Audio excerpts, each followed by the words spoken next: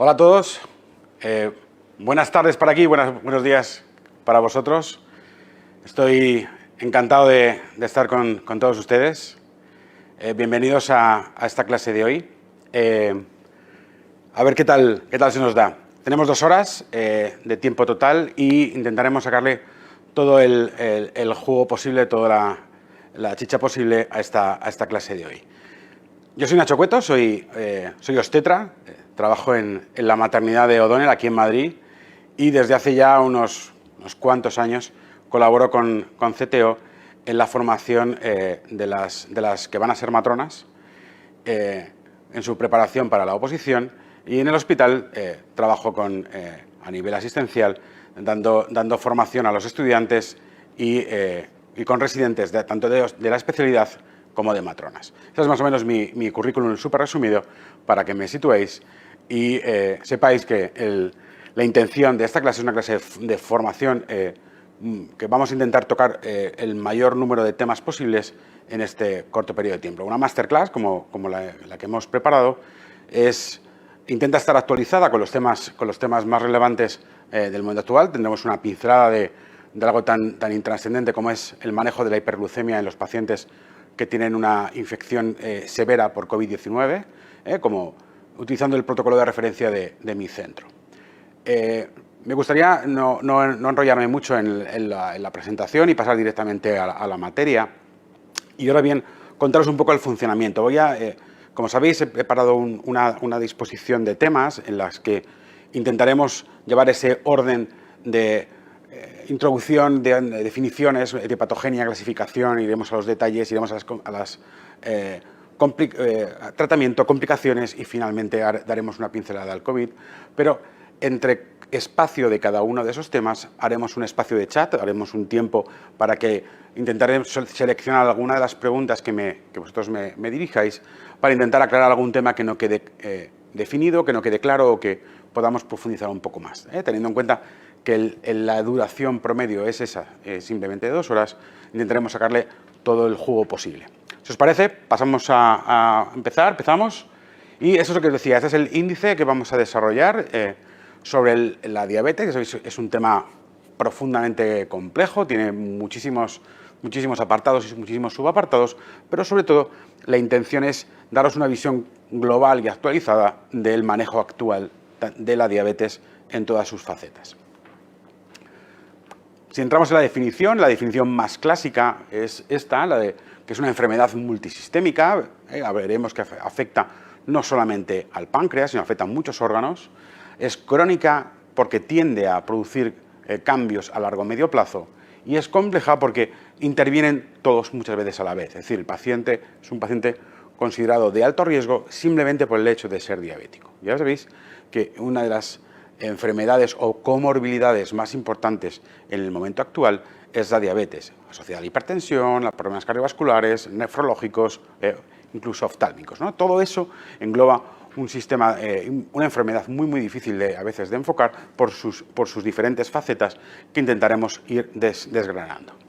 Por tanto, si vamos a la definición más purista, no solamente es una alteración de los hidratos de carbono, no solamente es una alteración en el azúcar, no solamente es eso, sino es una alteración completa del metabolismo. Intervienen alteraciones en las proteínas y sobre todo en los ácidos grasos, en las grasas, ¿no? En general. Eso significa que toda esa alteración metabólica va a conllevar unas alteraciones a largo plazo, macrovasculares y microvasculares.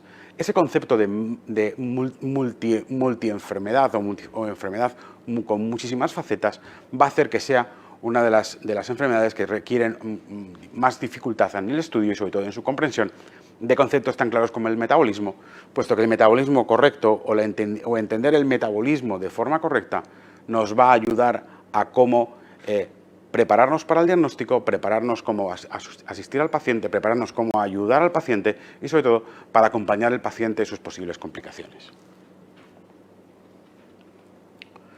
El concepto más simple, si nosotros vamos a cuál es el punto crítico o el punto fundamental de la diabetes es la alteración del metabolismo del azúcar, en efecto, ¿vale? Es la alteración glucémica, la hiperglucemia, la que va a mandar y la que va a marcar todo el complejo de alteraciones metabólicas que se producen a su alrededor. Va a producir fundamentalmente esa hiperglucemia una alteración en el metabolismo de la insulina. La insulina es fundamentalmente el mediador o la hormona encargada del metabolismo central del metabolismo del azúcar, de la glucosa.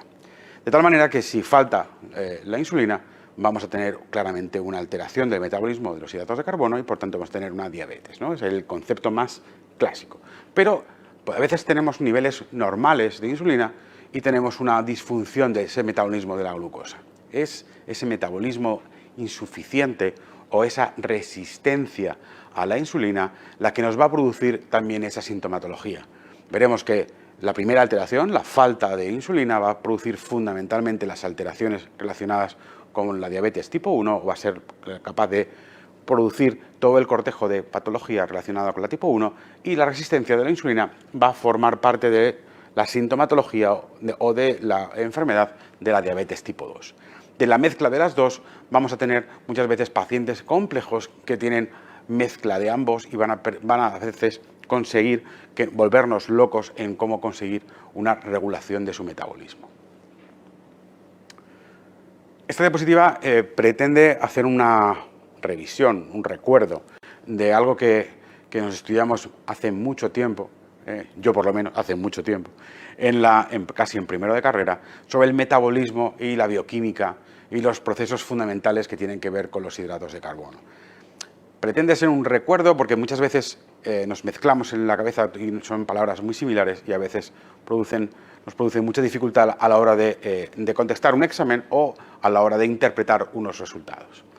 Tenemos que nuestra insulina va a ser fundamentalmente capaz de ser sintetizada en las células beta del páncreas, en los islotes de Langerhans, en la zona beta, y va a tener una función fundamentalmente, como veis, anabólica, ¿vale? Anabolismo, os recuerdo, anabolismo es aquella parte del metabolismo que se encarga de la síntesis y el almacenamiento de sustancias. Es decir, su cometido va a ser crear sustancias, producir el aumento de sustancias. Las células alfa, el glucagón, sin embargo, va a tener un efecto justamente contrario, va a tener un efecto catabólico. Catabólico significa la destrucción y liberación de sustancias.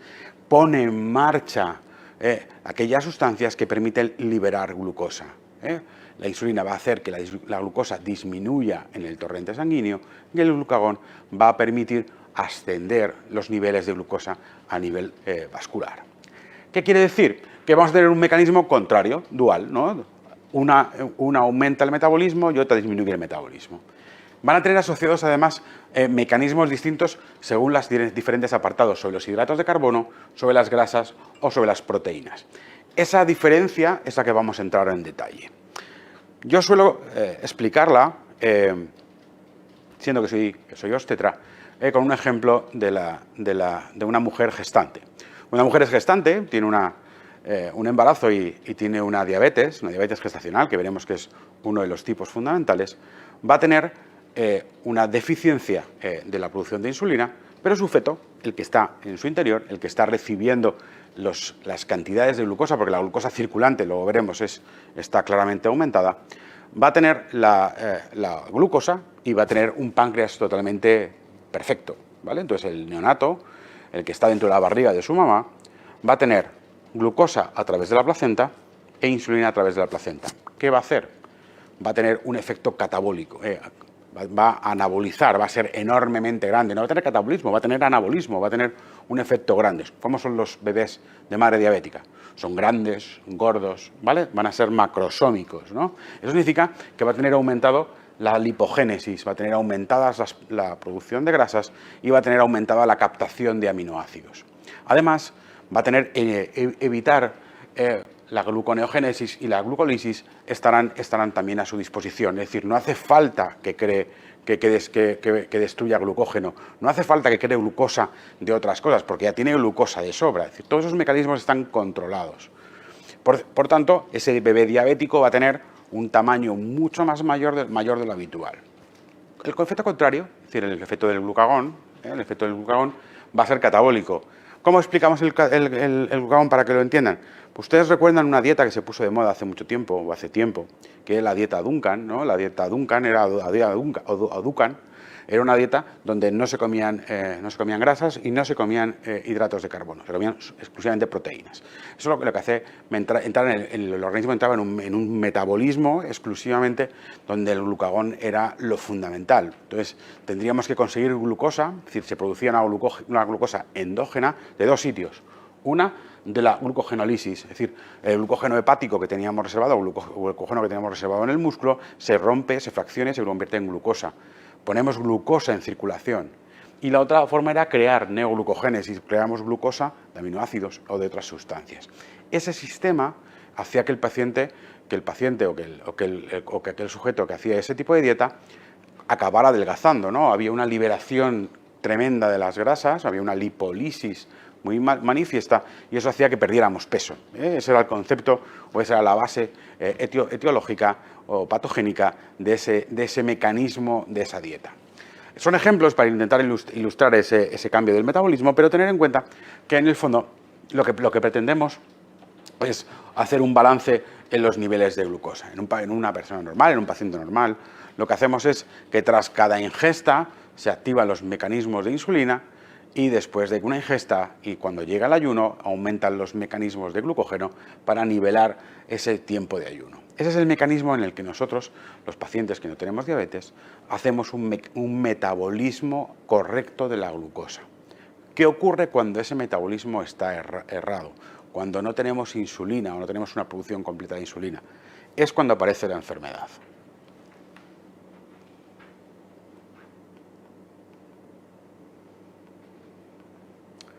Por tanto, si nosotros reflexionamos y tenemos en cuenta que cuando se produce esa enfermedad, cuando se produce la alteración de la producción de insulina, lo que vamos a tener es una hiperglucemia mantenida. Es decir, no tenemos un mecanismo para que esa glucosa pase al interior de la célula, ¿vale?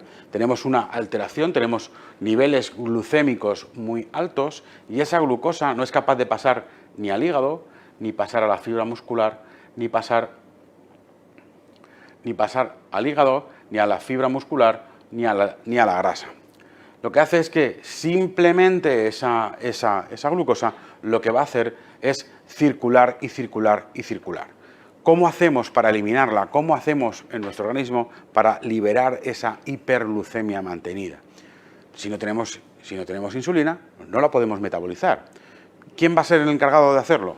Pues finalmente el único encargado va a ser finalmente el riñón. El riñón va a decir, bueno, si tengo mucha glucosa y la tengo que quitar, pues la voy a eliminar, ¿vale? La voy a sacar afuera a través de la orina.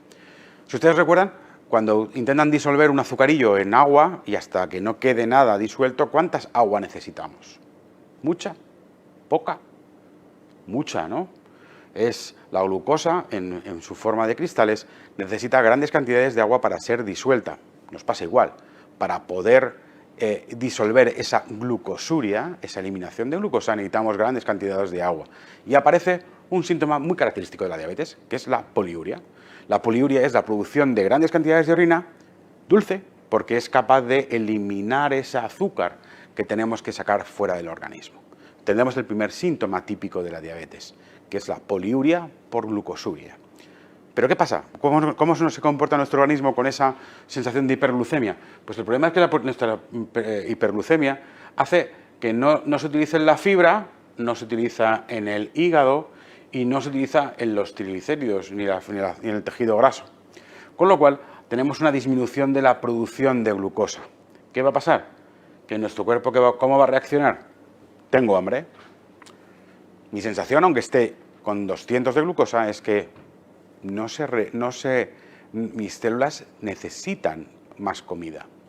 Ese es el segundo síntoma, la polifagia, es el paciente sigue teniendo sensación de hambre, aunque sus niveles glucémicos son extremadamente altos. Y aparte de la poliuria y la polifagia, aparece el siguiente, que es la polidipsia. Necesito beber muchísima agua para poder mantener esa micción. Si no, ¿qué pasa? Tengo el riesgo de deshidratación, efectivamente, ¿vale? Esos tres síntomas, poliuria, polidipsia y polifagia, van a ser lo que clásicamente o semiológicamente se conoce como la tríada, las 3 Ps o la tríada de la sintomatología clásica de la diabetes. Y van a ser un punto crítico o un punto fundamental a la hora de interrogar a los pacientes con sospecha de diabetes. Ese mecanismo que ustedes saben es el de la diuresis osmótica, va a producir unas grandes cantidades de orina que van a producir en muchos casos, y sobre todo depende de la edad del paciente, una crisis a nivel del paciente, incluso nos puede poner al paciente en grave riesgo de deshidratación grave. Si nosotros volvemos a... vamos a borrar lo anterior. Si soy capaz, eso. Si soy capaz de hacerlo. Efectivamente, vamos a tener en esta diapositiva, vemos que los síntomas de deshidratación a veces son una forma de debut de la diabetes. No se lo olviden. Es decir, esa sensación de sed constante o de orina o de micción constante, a veces hay pacientes ancianos o pacientes que son niños, no son capaces de reemplazar esas necesidades de agua y acaban teniendo una sintomatología crítica, como ustedes ven. Otros 2 síntomas que no se me va a olvidar mencionar son la pérdida de peso y la fatiga. Típicamente son de la diabetes tipo 1. Recuerden que los debuts de la tipo 1 suelen ser bastante más espectaculares, más abruptos, ¿vale? Bueno, el fallo de la función de la insulina suele ser más o menos subagudo y, sin embargo, en la diabetes tipo 2 el establecimiento de la enfermedad suele ser bastante crónico y, sobre todo, asociado a comorbilidades como la obesidad, fundamentalmente. Con este punto entraríamos en lo que ustedes saben como es la sintomatología clásica, que son la poliuria, polidipsia, polifagia, pérdida de peso y la fatiga, como puntos críticos o puntos fundamentales de la entrevista del paciente. Esta sería la primera parte que sería hace a modo de introducción y aparte de entrada en el tema. Como les decía al principio, si hay alguna pregunta en el chat, ahora me acercaré a la mesa para ver si hay alguna pregunta, intentaremos aclararla y si no es así, continuaremos más adelante. Cada vez que hagamos una entrada en el índice, daremos la posibilidad de entrada en la posibilidad del chat y de las preguntas. Me voy a la mesa y...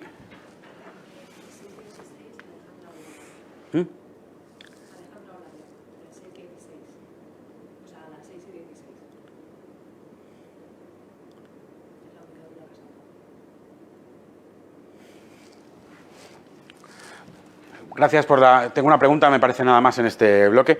La verdad es que la sensación de prediabetes o el concepto de prediabetes es un concepto que yo creo que no manejamos de la misma manera, pero si me va a permitir se lo aclaro. El concepto de prediabetes o las consideraciones que según la Asociación Americana de Diabetes se consideran prediabetes, la intolerancia a los hidratos de carbono o las alteraciones de los niveles de insulina en la analítica, a veces no tienen por qué ser tan manifiestos. Y me explico. La situación de prediabetes se considera que son prediabetes tipo 2, ¿vale? Con lo cual, en muchas ocasiones, las alteraciones prediabéticas tipo 2 tienen que ver con las enfermedades o alteraciones que tienen que ver con el metabolismo en general. Luego tendremos una diapositiva en concreto, si le parece, para verla con mucho más detalle, que son aquellas consideraciones clínicas o médicas que pueden ser tenidas en cuenta a la hora de considerar riesgo un paciente previo a la diabetes. La raza, la edad, luego veremos más tarde. El haber tenido una diabetes en el embarazo, el tener determinado peso o alteraciones cardiovasculares van a conllevar o asociar una mayor riesgo o no de hacer una diabetes. Pero la sintomatología de la prediabetes en general, en muchos casos, es prácticamente poca o ninguna en cuanto a estos síntomas que le estoy tratando, ¿vale? Es decir, la prediabetes no se caracteriza por tener una sintomatología propiamente igual a la diabetes, ¿vale? No sé si le he contestado. ¿Alguna cosa más en el chat? ¿Cómo se puede saber si un niño tiene diabetes y cuáles serían los síntomas en un niño? Los síntomas típicos en un niño, gracias Sara, los síntomas característicos de la infancia suelen ser estos mismos, pero sobre todo el más típico suele ser la enuresis nocturna, la micción, el que el niño se despierte por la noche o que se moje en la cama. ¿Por qué? Porque a veces cuando son muy pequeños no son capaces de controlar esa micción. O otro de los debuts más característicos es la deshidratación, que os decía antes. Es decir, cuando tanto en los ancianos como en los niños, la deshidratación a veces es uno de los momentos más característicos de debut de la diabetes. Lo demás, exactamente igual en el anciano o en el niño, es decir, los debuts de la diabetes tipo 1, típicamente de la infancia o los niños muy pequeños, tienen que ver con ese mal control glucémico y con esas crisis de deshidratación y con esas alteraciones en la comida. Son niños que quieren comer siempre, constantemente, que están constantemente yendo a hacer baño y que tienen agua, con necesidades de beber líquidos constantemente, siempre tienen la boca seca, y si tienen cualquier enfermedad intercurrente, cualquier proceso catarral, viral o alteraciones muy características de la infancia, acaban debutando de forma espectacular con grandes alteraciones tipo cetoacidosis, que luego lo veremos un poco más adelante. ¿Bien? ¿Sí? ¿Tenemos alguna más? ¿Qué factores debo considerar como factores de riesgo en un paciente para un diagnóstico más acertado?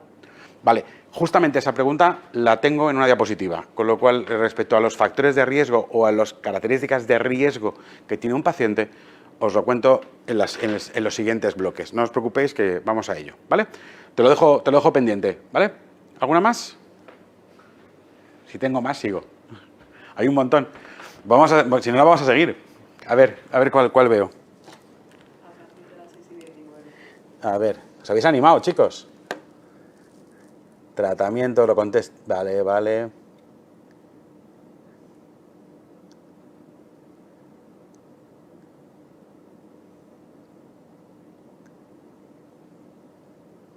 Vale. Qué fuerte. Ok.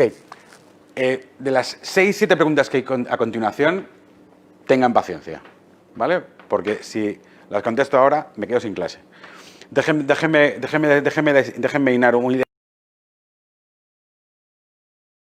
a que me pregunten cada uno de los temas. ¿Les parece? A que tengan paciencia y déjenme continuar, que si no, me dedico a contestarles y esto puede durar 8 años. Les pido disculpas si voy demasiado prisa y si no les contesto ahora. Déjenme continuar. Fíjese, la siguiente diapositiva es hiperglucemia, factores de riesgo. Esto es lo que le quería contar y por eso prefiero contárselo directamente con la diapositiva. Son aquellas situaciones en las cuales nuestra entrevista a nuestro paciente nos hace pensar o nos pone en riesgo de cuándo tenemos que iniciar el cribado. El cribado, ya saben ustedes, que no está tan definido como nos gustaría. Se supone que a partir de los 45 años, con alguna de estas características, debería plantearse ese cribado de diabetes en nuestros pacientes. Pero sigue siendo una recomendación, es decir, no es las circunstancias de cada centro médico o de cada paciente y, sobre todo, del estudio de las comorbilidades que tiene cada paciente. Los antecedentes familiares de primer grado o segundo grado, si nuestros padres, nuestros abuelos, evidentemente fueron diabéticos, tenemos un mayor grado, lo tenemos en cuenta para la gestación. Luego lo veremos cuando hablemos de la diabetes gestacional, que les haré un apartado especial. La obesidad por encima de 30, solo 30, acuérdense que el índice de masa corporal es el peso por la altura al cuadrado, va a ser un punto crítico porque la obesidad o el sobrepeso se considera por encima de 25. Yo tengo sobrepeso, obesidad, y estoy aquí hecho un chaval. Es decir, todos esos factores de riesgo que son en teoría muy sencillos, la etnia, afroamericanos, nosotros todos los latinos en general, los asiáticos o los mayores de 45 años, ya estamos en esos factores de riesgo. Además, los hipertensos o los que tienen alguna alteración en el perfil lipídico, por supuesto, también lo pueden tener. Todo eso hace que haya un gran grupo de pacientes que tienen una enfermedad que habitualmente la tipo 2, que es la característica fundamental de este grupo, son los que vamos a tener que tener muy vigilados en nuestros consultorios. Sin embargo, la diabetes tipo 1, como ustedes saben, es una diabetes que tiene unos factores de riesgo ligeramente distintos y que tiene que ver con alteraciones inmunitarias, pero luego cuando hablaremos de la clasificación, entraremos un poco más en el detalle. Ténganme paciencia y déjenme desarrollarlo. Esta es la clasificación actual de la ADA, de la Asociación Americana de Diabetes, que es por la que me voy a guiar el resto de la presentación. Luego Si quieren, al final les daré los tres libros de referencia que he utilizado para presentar esta clase o esta masterclass. Pero sobre todo tener en cuenta que podemos distinguir 4 grandes grupos. La diabetes tipo 1, que ahora veremos y entraremos en detalle, la tipo 2, las alteraciones inespecíficas que tienen todo este cajón de desastre, porque son muchísimas y se entremezclan unas con otras, que ahora entraremos a desarrollar prácticamente casi todas de ellas. Y luego, finalmente, como grupo aparte, la diabetes gestacional, es decir, aquella diabetes o aquella alteración la alteración glucémica que tiene que ver durante la gestación. Esos son los 4 grupos que vamos a intentar desmenuzar un poco más en este trozo de clase. Acuérdense que la diabetes tipo 1 es aquella que típicamente se produce por una destrucción autoinmune de las células del páncreas. Es una enfermedad autoinmune o una enfermedad destructiva que acaba destruyendo completamente el páncreas y acaba produciendo una disfunción completa a nivel del metabolismo de los hidratos de carbono. El tipo 2 es la que hemos dicho al principio, que tiene que ver con una situación en la que hay una disfunción en la producción de insulina y sobre todo está relacionada con la alteración en la resistencia en los valores de la insulina. Esa resistencia periférica va a hacer que por mucha insulina que nuestro páncreas sea capaz de producir, llegue un momento en que por mucha que produzca no es suficiente y también se entra en disfunción. Las otras alteraciones tienen que ver con alteraciones inmunológicas, alteraciones de la producción de insulina con fármacos, con enfermedades virales, con enfermedades del páncreas. Ahora lo contamos un poco más en detalle. Y finalmente, nuestra querida diabetes gestacional es aquella que tiene que ver con el propio cambio o disfunción que produce la gestación sobre el páncreas de la madre gestante. Había una pregunta en esta primera parte que me decía que cómo puedo diferenciar una diabetes tipo 1 de una diabetes tipo 2. Bueno, fundamentalmente tenemos unos puntos guía o unos puntos de referencia que nos aproximan mucho el diagnóstico. Una diabetes tipo 1 fundamentalmente es aquella que tiene aquella que tiene 40 años o menos de 40 años, es decir, es la que hablábamos de cómo debutan los niños, menos de 40 años, que la causa suele ser autoinmune, es decir, tiene un mecanismo de destrucción de las células pancreáticas habitual por reacciones cruzadas, mecanismo muy poco claro. Se supone que hay infecciones virales, infecciones que producen unos anticuerpos cruzados y esa destrucción por anticuerpos cruzados acaba pues, como células diana las células del páncreas. Bueno, en principio no hay una etiología muy conocida, pero sí se supone que se asocia a otras enfermedades autoinmunes como el hipotiroidismo o a alteraciones como el vitíligo, típicamente. Tenemos un nivel de insulina extremadamente bajo, sentido común, ¿no? Si tenemos unas células que nos destruyen completamente el páncreas, ¿cómo tenemos la insulina? Poca o nada, ¿no? ¿Vale? Produce unas alteraciones muy características, la cetoacidosis diabética y enfermedades microvasculares. Entraremos en detalle al final de la clase, ¿vale? Es decir, el tipo 1 va a tener una forma de enfermar distinta que la tipo 2, ¿vale? Eso es una de las cosas más difíciles y más complicadas de explicar, porque un diabético tipo 2 va a tener unas complicaciones y un diabético tipo 1 va a tener unas complicaciones que a veces no tienen por qué ser las mismas, ¿ok? ¿Cómo lo vamos a tratar? Pues aquí lo tiene. Insulina, dieta y ejercicio. Eso va a ser nuestra base. En el tercer o el cuarto punto entraremos directamente en cómo se trata con la insulina, cómo haremos unas palabras sobre la dieta y el tipo de dieta y sobre las recomendaciones y cómo indicar el ejercicio en este grupo de pacientes. La tipo 2, más frecuente. Hay un montón de pacientes en los consultorios que asocian otras enfermedades metabólicas y la diabetes forma parte de ese síndrome metabólico, colesterol, hipertensión, obesidad, ¿vale? Eso es lo más frecuente. Son pacientes mayores de 40 años habitualmente. Son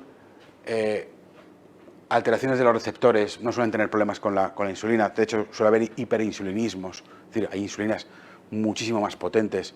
Hay alteraciones cutáneas muy típicas, la acantosis nigricans, por ejemplo, las alteraciones cutáneas por aumento de insulina, las alteraciones que tienen que ver con esas alteraciones del metabolismo, insulinas incluso altas. y va a tener unas complicaciones que van a ser distintas. El coma hiperosmolar, una deshidratación brutal, una pérdida de agua casi de 12 litros en un paciente crítico. Lo veremos después al hablar del diagnóstico diferencial de la cetoacidosis diabética del coma hiperosmolar. Solamente se lo dejo ahí. Evidentemente el tratamiento va a ser parecido, no se crean ustedes que somos súper guays. Dieta, ejercicio, antidiabéticos orales, es el tratamiento de elección, la metformina, de que le suene, pero a veces hay que llevar a la insulina. Es decir, la insulina va a ser una opción, pero a veces la insulina no funciona. ¿Por qué no funciona? Porque tenemos la insulina a veces muy alta. A veces la insulina no es una buena opción o no es la opción. ¿Por qué no es la opción? Porque son pacientes que tienen un problema con la resistencia a la insulina. Cuando hablemos de la metformina y el tratamiento, se lo dejo ahí. No le quiero hacer spoiler, pero la metformina por eso es de elección, porque controla y regula la alteración de los receptores de insulina.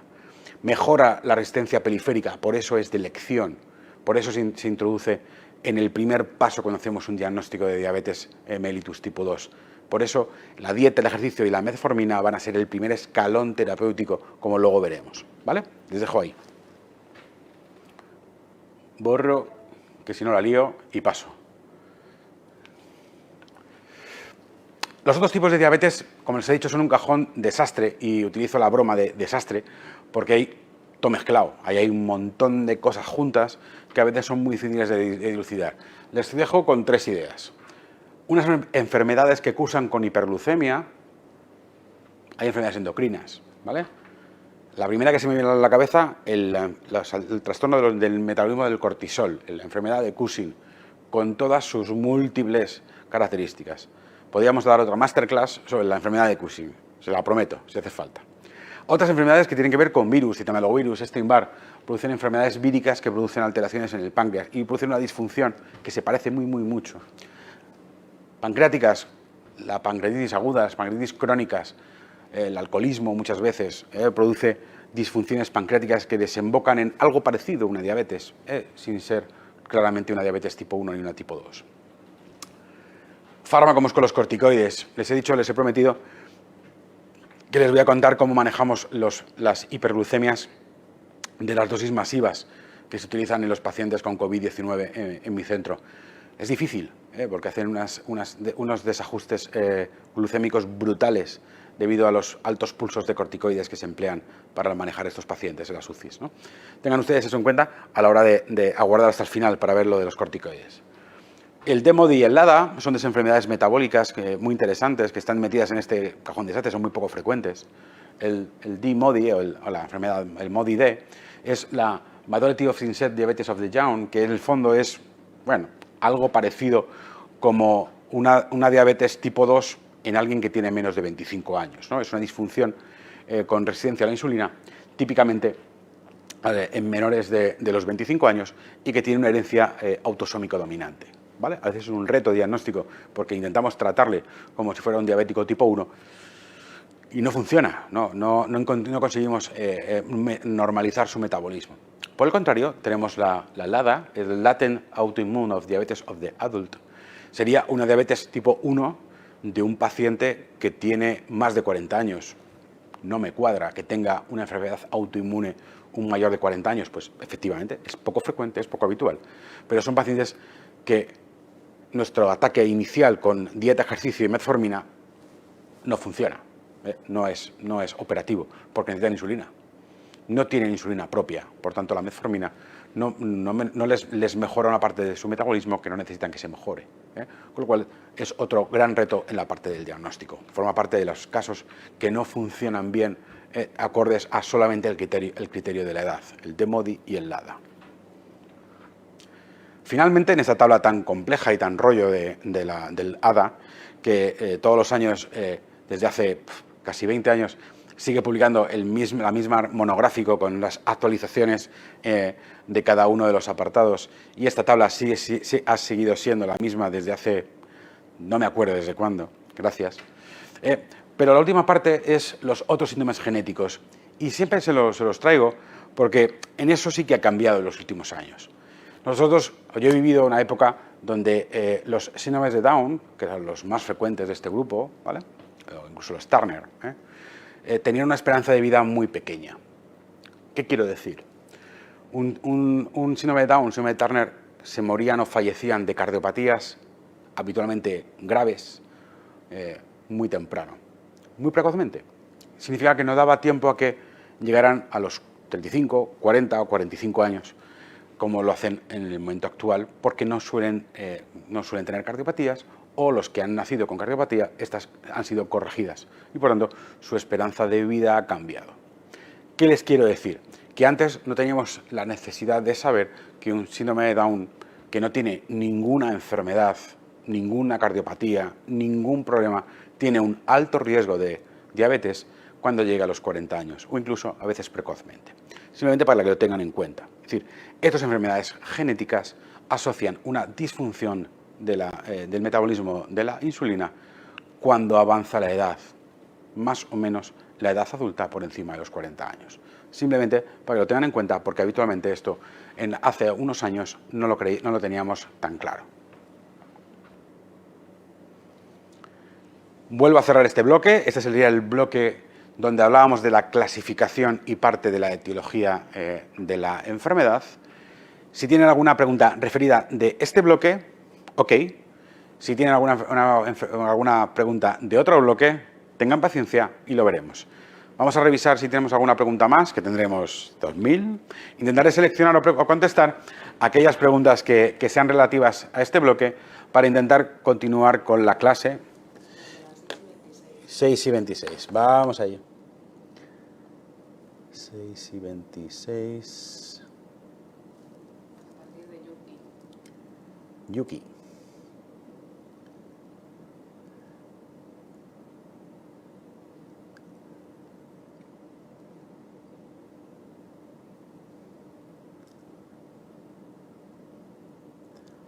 Voy.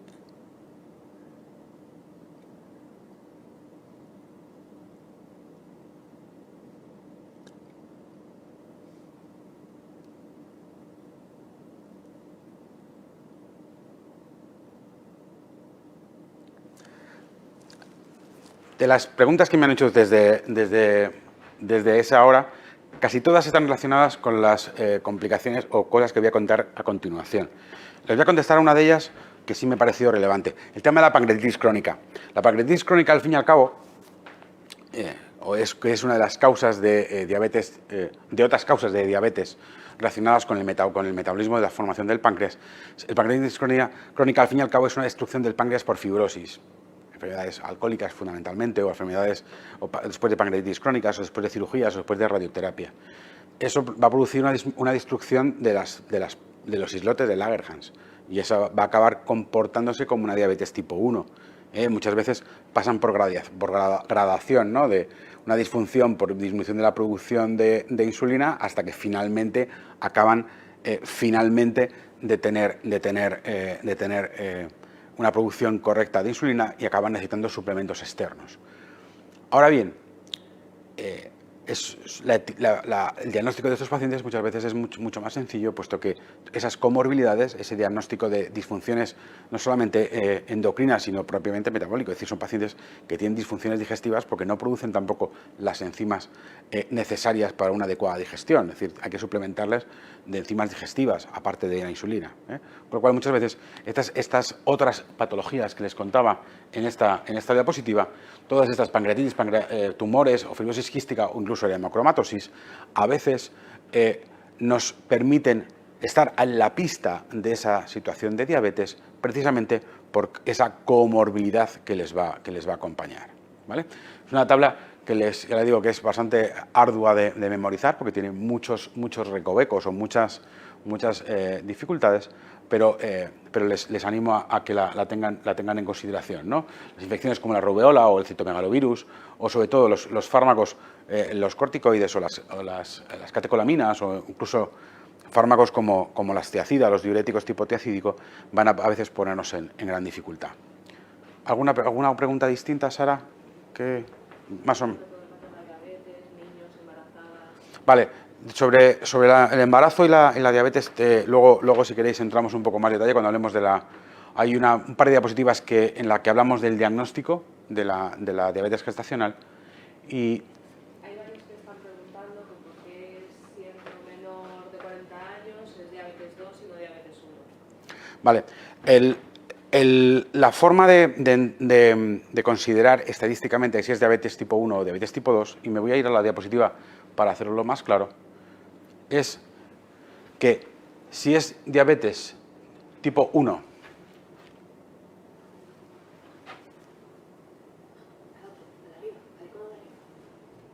ahí. Si es diabetes, tiene menos de 40 años y además es de causa autoinmune, a eso le llamamos diabetes 1 por definición. Si no es menor de 40 años y es diabetes por causa autoinmune, a eso le llamamos MODI.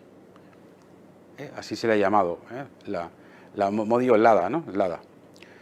¿Por qué? Porque justamente el gran porcentaje de pacientes que tienen esa disfunción es claramente significativo, ¿vale? Es decir, la definición de diabetes tipo 1 va asociado a la edad y a la causa. Si no tienen la edad, pero tienen la causa, a eso le llamamos LADA.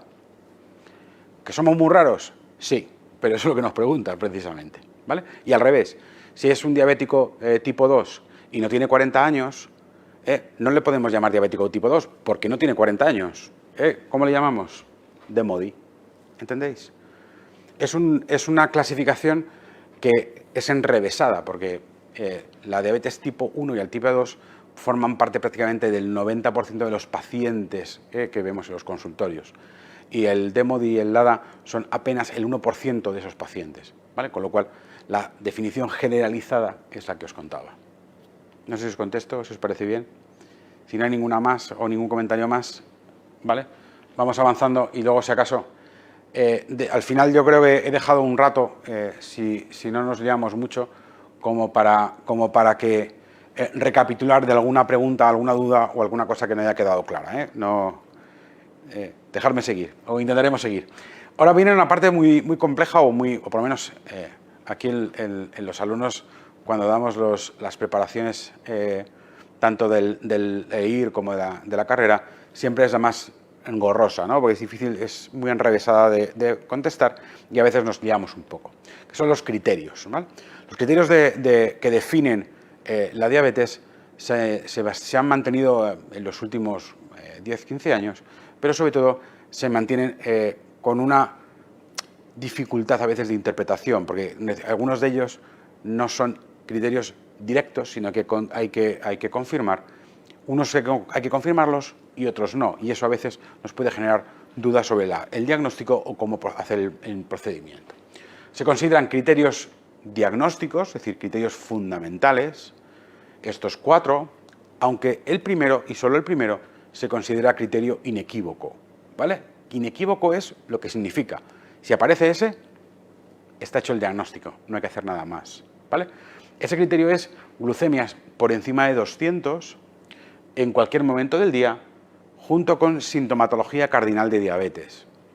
Es decir, un paciente consulta en nuestra consultorio o en nuestra consulta porque tiene poliuria, polidipsia y polifagia y que ha perdido peso en los últimos tiempos y le hacemos una prueba de glucosa y tiene 350, ya está. No hay que hacer nada más, tiene una diabetes. Veremos luego después si tiene más de 40 años, tiene menos de 40 años, si tiene lo que queráis, pero la definición de es diabético sería exclusivamente con eso. Las otras definiciones, glucemia en ayunas igual a 126, glucemia superior o igual a 200 en la sobrecarga o una hemoglobina glicosilada por encima de 6,5, se consideran analíticas en las cuales puedo equivocarme. Es decir, las tengo que repetir 2 veces. ¿Por qué? Porque cualquiera de ellas pueden estar artefartadas, ser un error de laboratorio, que el paciente no esté en ayunas, que se haya comido un bocadillo antes de entrar a hacerse la prueba, que se hayan equivocado en el laboratorio. Es decir, pero la primera no. La primera, el tener 200 con síntomas, se considera inequívoco, ¿vale? Es decir, tú llegas a urgencias porque tienes fiebre, tos y tienes 700 de glucosa, no puede ser otra enfermedad. Has hecho un debut por un coma hiperosmolar o un coma cetoacidótico, ¿no? Que sería típicamente de los diabéticos tipo 1. Es decir, cifras por encima de 200 con sintomatología siempre van a prevalecer su diagnóstico. Todas las demás van a necesitar una repetición de la prueba. Esta es la ADA, que desde 2011, mira, esta positiva la tengo hecha desde casi de esa época, bueno, un poco menos. Y la OMS, incluso desde 2010, hacen el mismo paralelismo. Es algo que no ha cambiado en los últimos años y sobre todo que tengáis en cuenta que las 200 con clínica o crisis hiperglucémica va a ser algo que nos pueden preguntar como un caso clínico, como una pregunta directa, o ocurrirnos en la situación de emergencia de forma muy característica. Os traigo este esquema. Lo voy a pasar entero y así vamos sobre él. La glucemia basal es una de las pruebas más típicas para poder hacer el cribado, la revisión, ¿no?, de un paciente. Y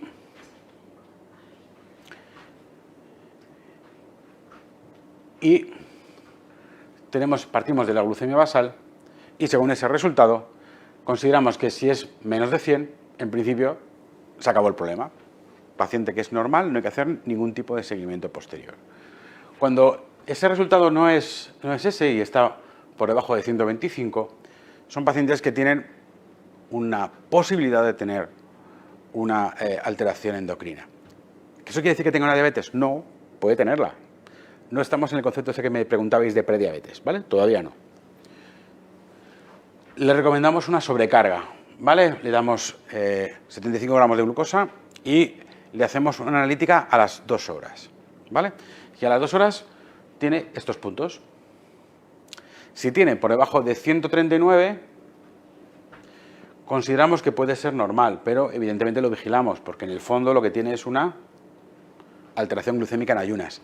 Criterio antiguo, criterio clásico, ¿es una prediabetes? Podría serlo.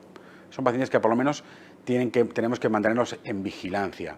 Si tiene obesidad, le recomendamos bajar de peso. Si tiene hipertensión, extremar sus controles de peso y de tensión arterial. Y sobre todo, si no hace ejercicio físico o tiene un problema de colesterol, manejar ese síndrome metabólico para que cuando vaya cumpliendo años no entremos en ese riesgo y acabe siendo una diabetes. Si tiene entre 140 y 199, ya estamos ante lo que consideramos clásicamente una intolerancia a los hidratos de carbono. Esta se considera la que en mis libros, o por lo menos yo considero, una prediabetes, ¿vale? La prediabetes establecida significa que tenemos valores que ya no son compatibles con la normalidad, que tenemos que vigilarlos de forma estrecha y que incluso nos podemos llegar a plantear ponerles un seguimiento mucho más periódico para controlar esos factores de riesgo cardiovascular. Ya dejamos de ser recomendaciones, como lo hacíamos con el apartado primero, sino ya tiene usted que cuidarse, porque si no hace usted nada diciendo lo que hace ahora, acabará haciendo una diabetes. Tenemos que buscar la educación para la salud, en este caso, es mucho más intensiva, tiene que estar mucho más dirigida, porque si no el grave riesgo que va a tener estos pacientes va a ser que acaban desarrollando una diabetes sin ninguna duda. Finalmente, si tiene más de 200, estaríamos rozando uno de los criterios diagnósticos. Tiene más de 200, pero nosotros hemos pedido en esta prueba, en principio porque no tenía síntomas, ¿vale? Con lo cual, no me vale porque tenga más de 200 para diagnosticarlo de diabetes. Tengo que repetirle esta prueba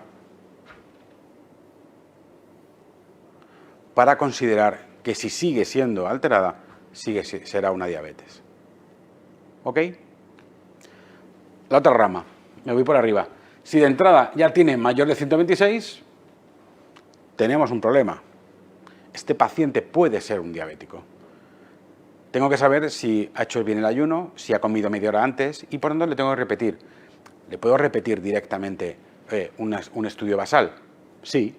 Lo que nos dice la ADA o nos dice la OMS es: repita usted la prueba que le ha hecho que estaba alterada. Ya está, no hace falta más. ¿Le puedo pedir otra? Sí, pero no hace falta. Con repetirle nuevamente en otro día y en otro momento otra glucemia basal sería suficiente, ¿vale? Si efectivamente lo hacemos otra vez y sigue siendo lo mismo, será una diabetes. ¿Qué nos quedan de este cuadro? La hemoglobina glicosilada. La hemoglobina glicosilada luego lo veremos un poco más adelante. No la utilizamos de rutina para pedir, como forma de diagnóstico. No lo hacemos habitualmente. La hemoglobina glicosilada nos mide la cantidad de hemoglobina que ha estado en contacto con glucosa en nuestro torrente circulatorio durante la vida media de un espermatozoide, ¿qué estaré yo pensando? De un hematíe, es decir, unos 180 días, más o menos, 3 meses. Y esa va a ser la consecuencia. Es decir, yo voy a saber cómo se ha portado de bien mi paciente cuando su hemoglobina glicosilada va a estar en niveles normales, porque me va a decir de promedio cuánta cantidad de glucosa había cercana a su hemoglobina durante 3 meses. Es un parámetro que luego veremos, que analizaremos después, es un parámetro de control del tratamiento o del control pregestacional o del control de cómo se porta el paciente respecto a una dieta, en concreto, si es un prediabético o es un intolerante a los hidratos de carbono, ¿no? Me va a permitir no tener el dato, la foto del momento en concreto, sino la retrospectiva de 3 meses. Si los criterios por encima de 6,5 o incluso de 7 se consideran diabetes. Evidentemente, lo que os decía, ¿no? Si en cualquiera de estos el paciente tiene más de 200 y encima tiene síntomas, sería un criterio directo, no tendríamos que hacer nada más. Un poco enrevesado, lo entiendo, pero yo creo que os tiene que quedar muy claro que solamente se considera directamente diabetes si tiene más de 200 y además tiene síntomas. Si no es así, hay que repetirlo. Una prueba, otra prueba, siempre 2 pruebas, ¿vale? Para quedarnos totalmente seguros que es un diabético, ¿vale? En los niños es igual, ¿eh? Y en las embarazadas es lo que vamos a ver a continuación.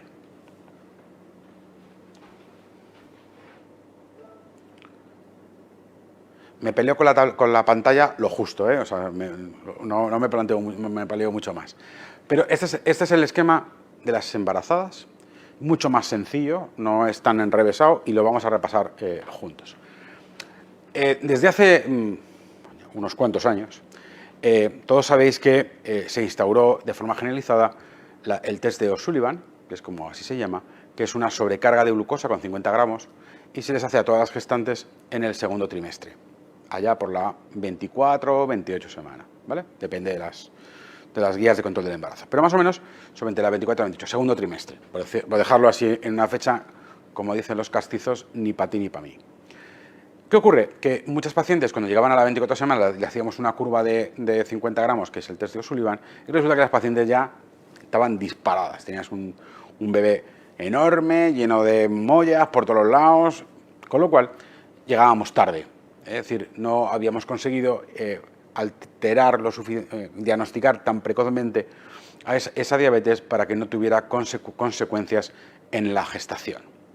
Debido a que, como sabéis, la importante morbimortalidad que tiene la diabetes en las gestaciones no controladas. Macrosomía, alteraciones del parto, desgarros, cesáreas, problemas maternos, aumenta la hipertensión, No me toca ni me voy a entrar porque me emociono y os lo cuento todo. No es la idea. Pero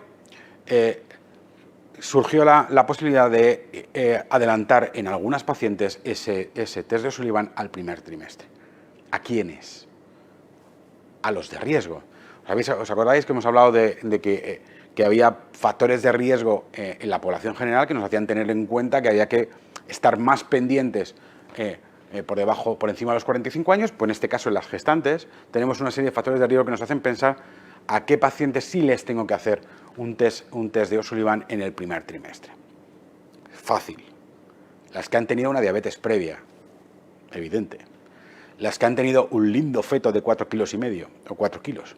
O sea, si ha tenido un macrosómico y no le hemos diagnosticado, lo mismo es una diabetes que no hemos diagnosticado, con lo cual vamos a intentar diagnosticarla. Todas aquellas mujeres que tengan sobrepeso, todas aquellas que tengan antecedentes personales de diabetes, todas aquellas mujeres que tengan una edad por encima de 35 años. 35 es muy pronto, sí, pero por encima de 35 años esa curva de riesgo también está aumentada. a diferencia de los adultos no gestantes, ¿no? Que es a partir de los 45. Todas esas características, la macrosomía, la obesidad, la diabetes previa, los antecedentes personales, las enfermedades glucémicas, que tienen que ver con los estados prediabéticos, los considerados antiguos o no, las intolerancias a los hidratos de carbono o las glucemias basales altas, en general, esas pacientes merecen la pena hacerles un cribado precoz, ¿vale? Y la obesidad, por supuesto, ¿vale? La obesidad sigue siendo los grandes éxitos. La obesidad y la diabetes en muchos casos van de la mano, ¿no? o van al unísono en muchísimas de las complicaciones, con lo cual tenerlo en cuenta. Repasamos en lo que significa, ¿no? Por tanto, es una glucemia en la semana 24-28 o en el primer trimestre, donde el valor de referencia es 140. Por encima de 140 se considera una sobrecarga patológica y lo que hay que hacer es una sobrecarga. No es diabetes, no es prediabetes, es una prueba de cribado positiva. No hay más importancia. ¿Por qué? Porque la que es patología de verdad es esta, ¿vale? Le tenemos que hacer una sobrecarga. Le damos glucosa a la mamá, 100 miligramos. Esa es 100 gramos. O sea, un pedazo de batido rico con 100 gramos de glucosa. Para liarla, yo siempre cuento lo mismo. El O'Sullivan, 50. 75 cuando no estamos embarazados. Y 100, por ser buenas y gestantes, en la sobrecarga de glucosa. Cuando tú le das 100 gramos de glucosa a una mujer, tienes que cuantificar cómo va eliminando esa glucosa de ese metabolismo. Y le vas a hacer una consideración al tomarse la primera dosis, a la hora de haberse tomado los 100 gramos, a las 2 horas y a las 3 horas. Eso es lo que llamamos curva de glucosa o curva glucémica. La curva glucémica nos va a permitir mapear cómo responde el páncreas de la embarazada en esas horas de referencia. ¿Qué importancia tiene? Pues que da unos valores. El basal tiene que estar por debajo de 105, el ahora 190, 165 y 145. Pero, en efecto, no tiene ningún valor concordante con ninguna de las tablas anteriores. Sí, somos así de malas personas. Es decir, 145 es el O'Sullivan, 126 la analítica basal. Es decir, son datos, preguntas posibles que os pueden pillar. Por eso la diabetes es uno de los temas que con más facilidad nos acaban pillando en los exámenes, o en las oposiciones, o en la vida diaria. ¿Por qué? Porque los datos de referencia son distintos para cada una de las entidades, para cada una de las pruebas y para cada una de las especificaciones. Con lo cual, la preparación o el estudio de este tema sigue siendo un gran ogro dentro del estudio de las enfermedades endocrinas. Y es verdad, para considerar que una enfermedad es difícil, tiene que tener muchas formas de llegar a esa enfermedad, como es esta. Por eso teníais dudas. ¿Y si la dando cuadra, por qué es tipo 1 en vez de tipo 2? Pues porque las definiciones a veces son más estrechas que lo que es la clínica en la realidad. Tener en cuenta que en este caso, con estos 4 valores de referencia, una paciente puede ser diabética de la gestación solamente con que tenga 2 patológicos. No hace falta que tenga todo, ¿vale? No pasa nada.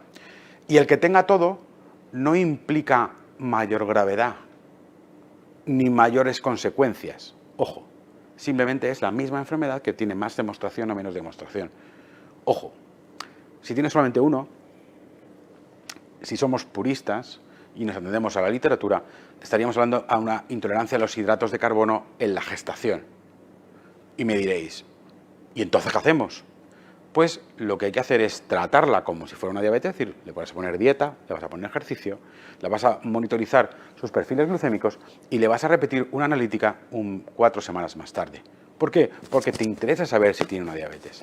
Te interesa saber si realmente es una diabética o es una intolerante. No solamente por su embarazo, sino por su repercusión posterior. Y eso es lo que quería contaros ahora. Es decir, el problema de que una mujer sea diabética en la gestación no solamente influye en que sea diabética en ese embarazo, y sobre ese feto, sino porque va a producir una alteración en su metabolismo que a largo plazo hay un gran porcentaje de mujeres, casi un 40%, que acaban siendo diabéticas si no ponemos los medios suficientes cuando lleguen a la menopausia o a partir de los 50 años. ¿Os sitúo? Vale. Los bebés, los recién nacidos, los fetos, después de que salen de su mamá, y su mamá era diabética, su páncreas está intacto.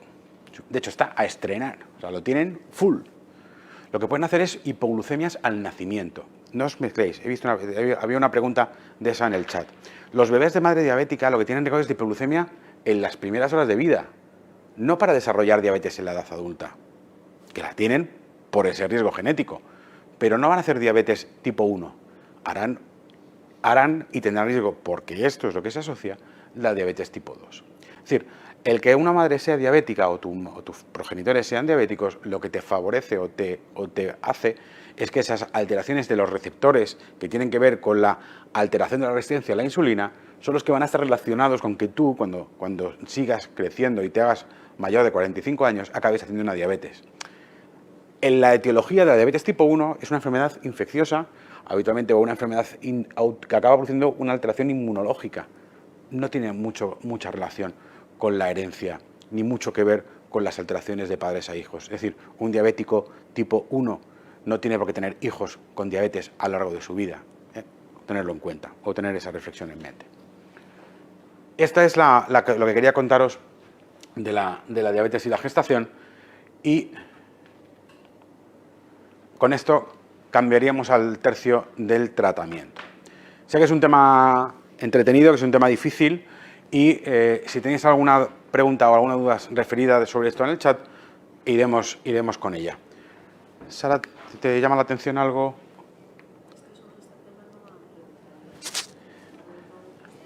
Dejadme que eche una ojeada y si no... Desde el 1842.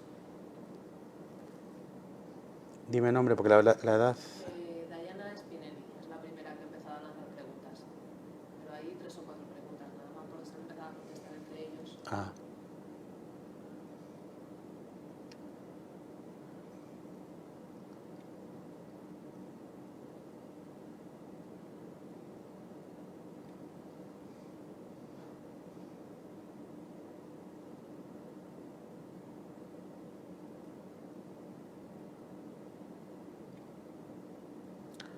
Bueno, gracias a todos, porque yo creo que os habéis contestado y recontestado unos a otros, pero no sé, me llama la atención una de las preguntas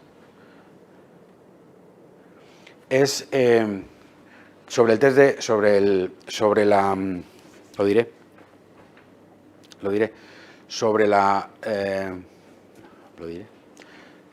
a ver si me queda claro. Era sobre los test rápidos. No sé a qué te refieres con los test rápidos. Test rápidos, si te refieres a las glucemias capilares, siguen el mismo pauta o la misma idea que los test en cualquier momento del día, ¿vale? Es decir, cuando tú haces una glucemia basal, el concepto de basal, ¿vale?, significa que tiene ayunas de al menos 8 horas. Ese es el concepto de glucemia basal, ¿vale? Por tanto, lo que tú llamas de test rápido, hacer un test de capilar, no es un test basal. Claro, no es un test basal. Ahora bien, si yo me voy a los criterios, y os lo pongo, a los criterios, este criterio, más de 200 en cualquier momento del día, puede ser un test rápido, ¿vale? Pero tiene que tener síntomas. Si no tiene síntomas, no vale. Ojo, te pillan ahí. Es decir, tú puedes hacer un paciente en tu consultorio un test rápido y tener 200, pues acaba de comer un bocadillo, o un taco, o una empanadilla, pero el paciente no tiene ningún síntoma. Eso no es diagnóstico de nada, ¿vale? Ojo, porque los criterios son así de enrevesados, pero son así de estrictos. Para poder considerar un test al azar, tiene que tener más de 200 y además tener síntomas. Si no, tener más de 200 es en el contexto de una prueba plasmática con el test de O'Sullivan. Con el test de O'Sullivan, en este caso, no es el no gestante, con el test de glucosa de 75 gramos. Otra cosa que me ha parecido ver en el chat, aprovecho a contestarla también, es que cuando tú haces el test de O'Sullivan, el test de O'Sullivan se hace en la gestación, entre la 24 y la primera semana, pero es una sobrecarga, con lo cual, si somos puristas, a mí me da igual que la paciente haya desayunado o no. Me da igual. Porque voy a comparar su nivel basal con el nivel después de tomar 50 gramos. Me da igual que haya desayunado o que no haya desayunado. De hecho, en mi consultorio, en mi hospital, las pacientes que tienen emesis gravídica, ¿sabéis? O sea, vómitos del embarazo, aquellas pacientes que no pueden tomar nada o que no comen nada en las primeras horas del día porque vomitan sin parar, tú les ofreces hacerles el test de O'Sullivan por la tarde. ¿Cómo que por la tarde? Sí. ¿Qué ocurre? Que tú aprovechas hacer la analítica del test de O'Sullivan de primero o segundo trimestre, aprovechando que le haces un hemograma, una bioquímica, una serología. Aprovechas que la paciente está en ayunas para hacer otras cosas. Pero si recordáis que necesiten ayunas aparte de la glucosa basal o el colesterol, el resto no necesita no tiene ninguna dificultad para poder hacer una analítica, un hemograma, no necesita que estéis en ayunas, ¿no?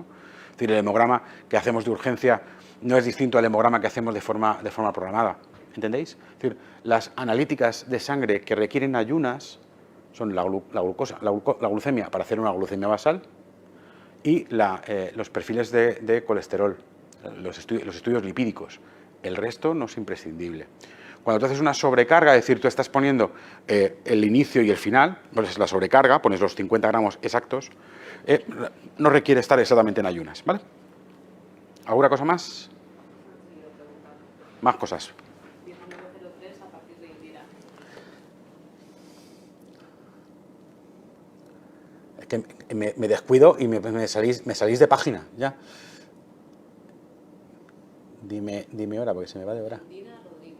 ¿Cuál es la relación que existe en los pacientes con síndrome de ovario poliquístico a desarrollar diabetes? Vale, esa es muy chula.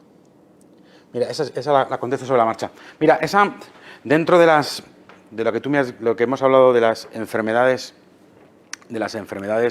endocrinas, que he citado el Cushing porque es el más típico, el ovario poliquístico es otra de ellas. El ovario poliquístico tiene que ver, bueno, os pongo en situación, para situaros a todos como dicen en la misma, para ponernos todos en la misma página. El ovario poliquístico es un síndrome de Stein-Leventhal, conocido desde hace casi más de un siglo.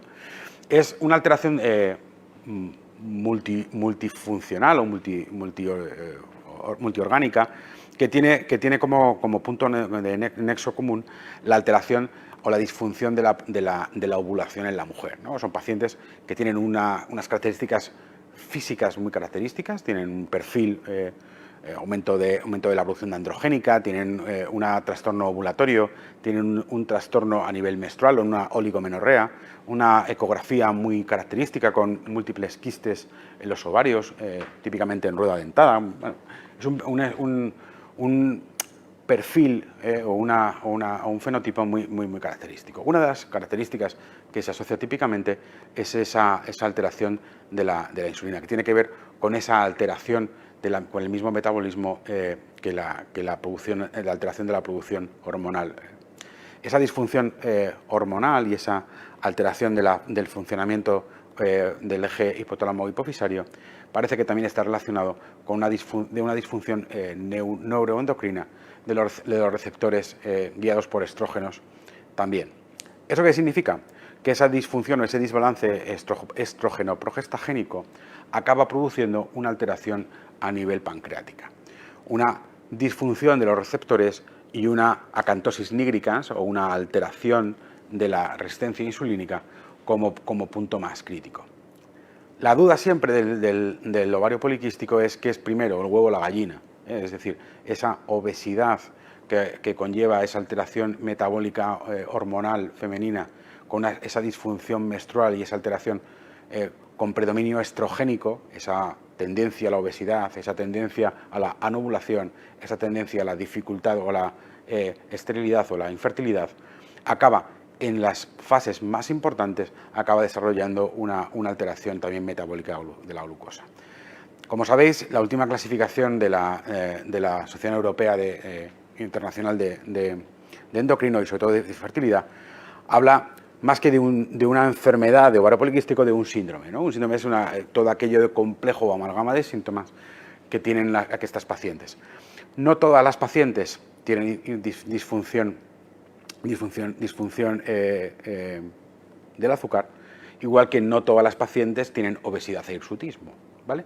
Digamos que la graduación sería mujer sana, normal, que tiene ecográficamente los ovarios poliquísticos, el espectro, obesidad, hirsutismo, alteraciones de la ovulación, hasta obesidad, diabetes e infertilidad.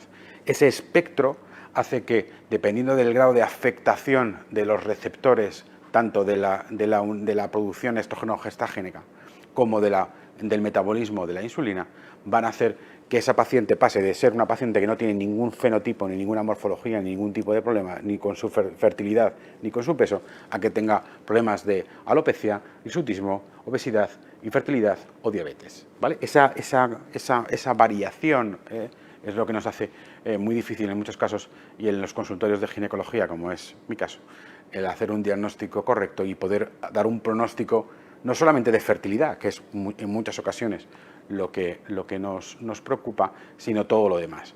Por eso muchas pacientes, en concreto, y aprovecho del tema, cuando tienen dificultades de fertilidad, es decir, tienen obesidad, disfunción menstrual, el usar metformina, utilizar un regulador del metabolismo de los hidratos de carbono, que como luego veremos, a veces mejora el peso, mejora el ciclo menstrual, mejora, por supuesto, los niveles glucémicos y corrige esa posible diabetes o incluso prediabetes, y a veces mejora incluso la fertilidad.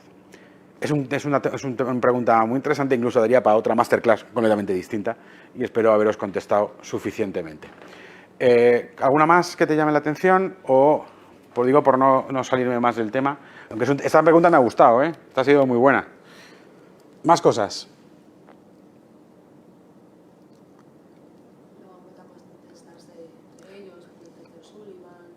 Vale. Luego, esta, por ejemplo, la gestación con hipoglucemia, ¿qué cuidados debe tener para que el bebé no nazca con la enfermedad? Lo he dicho antes, pero lo revuelvo a insistir. El bebé no va a nacer con la enfermedad, lo que pueden hacer es con hipoglucemia, ¿vale? Porque la mamá va a tener mucha glucosa y poca insulina, con lo cual va a tener en su torrente circulatorio mucha glucemia, pero poca insulina, con lo cual al bebé, a través de la placenta, le va a llegar mucha glucosa, y como tiene un páncreas nuevecito a estrenar, él va a ser capaz de metabolizarlo sin problema, va a crecer más, va a engordar más por ese crecimiento o ese factor de insulina endógena que es puramente anabólico, pero realmente no tiene riesgo de tener ninguna enfermedad al nacimiento. Puede tener hipoglucemia, pero no enfermedad al nacimiento. 2.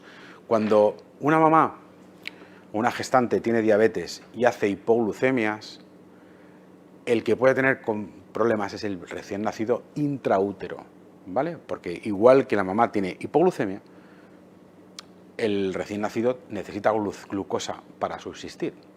Los adultos y los gestantes tenemos un mecanismo de compensación bastante rápido, pero los recién nacidos solamente tienen el aporte materno, con lo cual se supone que es más peligroso para una gestación y para la mortalidad neonatal intraútero, las hipoglucemias que las hiperglucemias. Las hiperglucemias, la glucosa pasa por la placenta, el páncreas del bebé reacciona bien y lo que hace es que engorda.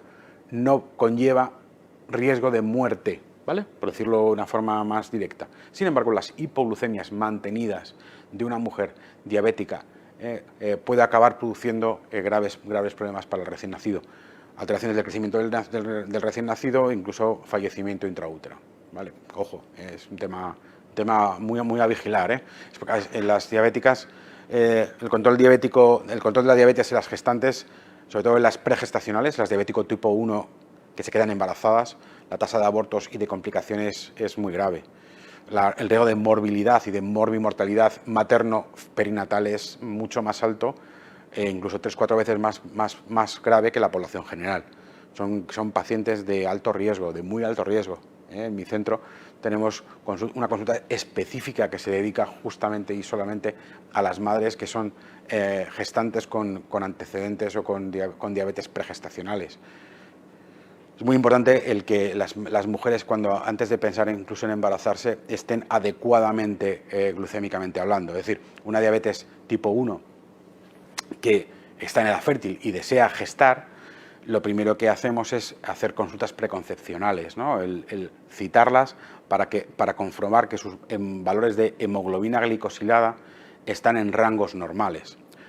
¿Por qué? Porque la hemoglobina glicosilada se ha demostrado que en las pacientes que están en edad fértil es muy buen valor de referencia para el aborto. Cuando están fuera de rango, cuando están por encima de 8, 9, 10, por encima del rango de normalidad de hemoglobina glicosilada, la tasa de aborto se multiplica por 2, por 3, por 4, por 5. Con lo cual, tenemos que estar seguros que nuestra recomendación de cómo va a ser su control de gestación y de que su inicio de gestación va a estar siempre bajo un paraguas de protección para evitar esos abortos. ¿Ok? Se nos echa el tiempo encima, me enrollo y al final no avanzamos. ¿Qué os parece? ¿Seguimos? ¿Me dejo alguna en el tintero?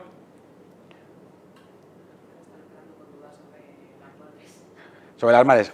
Os lo dejo ahí porque quiero avanzar, pero luego me recapitulo. Os recapitulo sobre las madres, que son las 7:15 aquí en Madrid, y si no, no os voy a contar ni la mitad de la mitad de lo que quiero contar, y me va a hacer sentir fatal. Así que luego me dejo que me deis más caña con las... Además, las embarazadas es lo que más me gusta, no me tiréis de la lengua, que me lanzo. Quería daros unas pinceladas porque me quedan todavía temas muy chulos, como son el manejo de la insulina y el manejo de los antidiabéticos orales, que son algo que en la práctica, que en la clínica siempre es muy complicado. Y ya le dije cuando me propusieron dar una masterclass sobre diabetes, digo, en 2 horas no me da tiempo ni a decir buenas tardes. Bueno, vamos a intentar, pese a todo, ceñirnos un poco al orden e intentar centrar el tema. El tratamiento, entenderme el tratamiento como algo, no solamente yo le doy una pastilla y ya está, o le pongo una insulina y ya está. El paciente diabético es un paciente que requiere una atención mucho más, sobre todo una intervención en su calidad de vida y en su vida diaria, porque si no, el hecho de solo una pastilla o solamente la insulina, en muchas ocasiones no va a ser suficiente. El ajuste dietético va a ser crítico, ¿vale? La dieta va a ser fundamental. El ejercicio, el sedentarismo está asociado a la diabetes, al riesgo de infarto, a las enfermedades cardiovasculares. Hay que romper ese círculo vicioso, hay que ir mucho más allá de un tratamiento solo de una pastilla. Vamos a entrar cada uno de los detalles. La dieta, no quiero que me entendáis la dieta como hay que poner a todo el mundo a dieta y que tiene que ser una dieta de 1000 calorías. No tiene por ser una dieta de 1000 calorías. Pero si el paciente está en sobrepeso, deberíamos jugar con la pérdida de peso con dieta, con ejercicio, con una regulación de su alimentación, con una normalización, con una vida saludable, con una dieta saludable. Está mucho más enfocado a ese cambio de actitud, no a vivir en dieta. Ya sabéis que lo más moderno, lo más actual, no es considerar que la dieta sea la solución. O cambias de vida y cambias de hábitos alimentarios. El cambio de vida alimentaria es un concepto que a mí me encanta. Yo hasta hace no mucho pesaba más de 140 kilos y, bueno, he hecho un cambio de vida y no me va mal. Mi hipertensión y mi diabetes tipo 2 está claramente mejorando, pero evidentemente el cambio de vida saludable y hacer que mi vida sea saludable tiene que ver con esto. ¿Solamente es imprescindible que sea hipocalórica? No, hipocalórica es cuando quiero que pierda peso.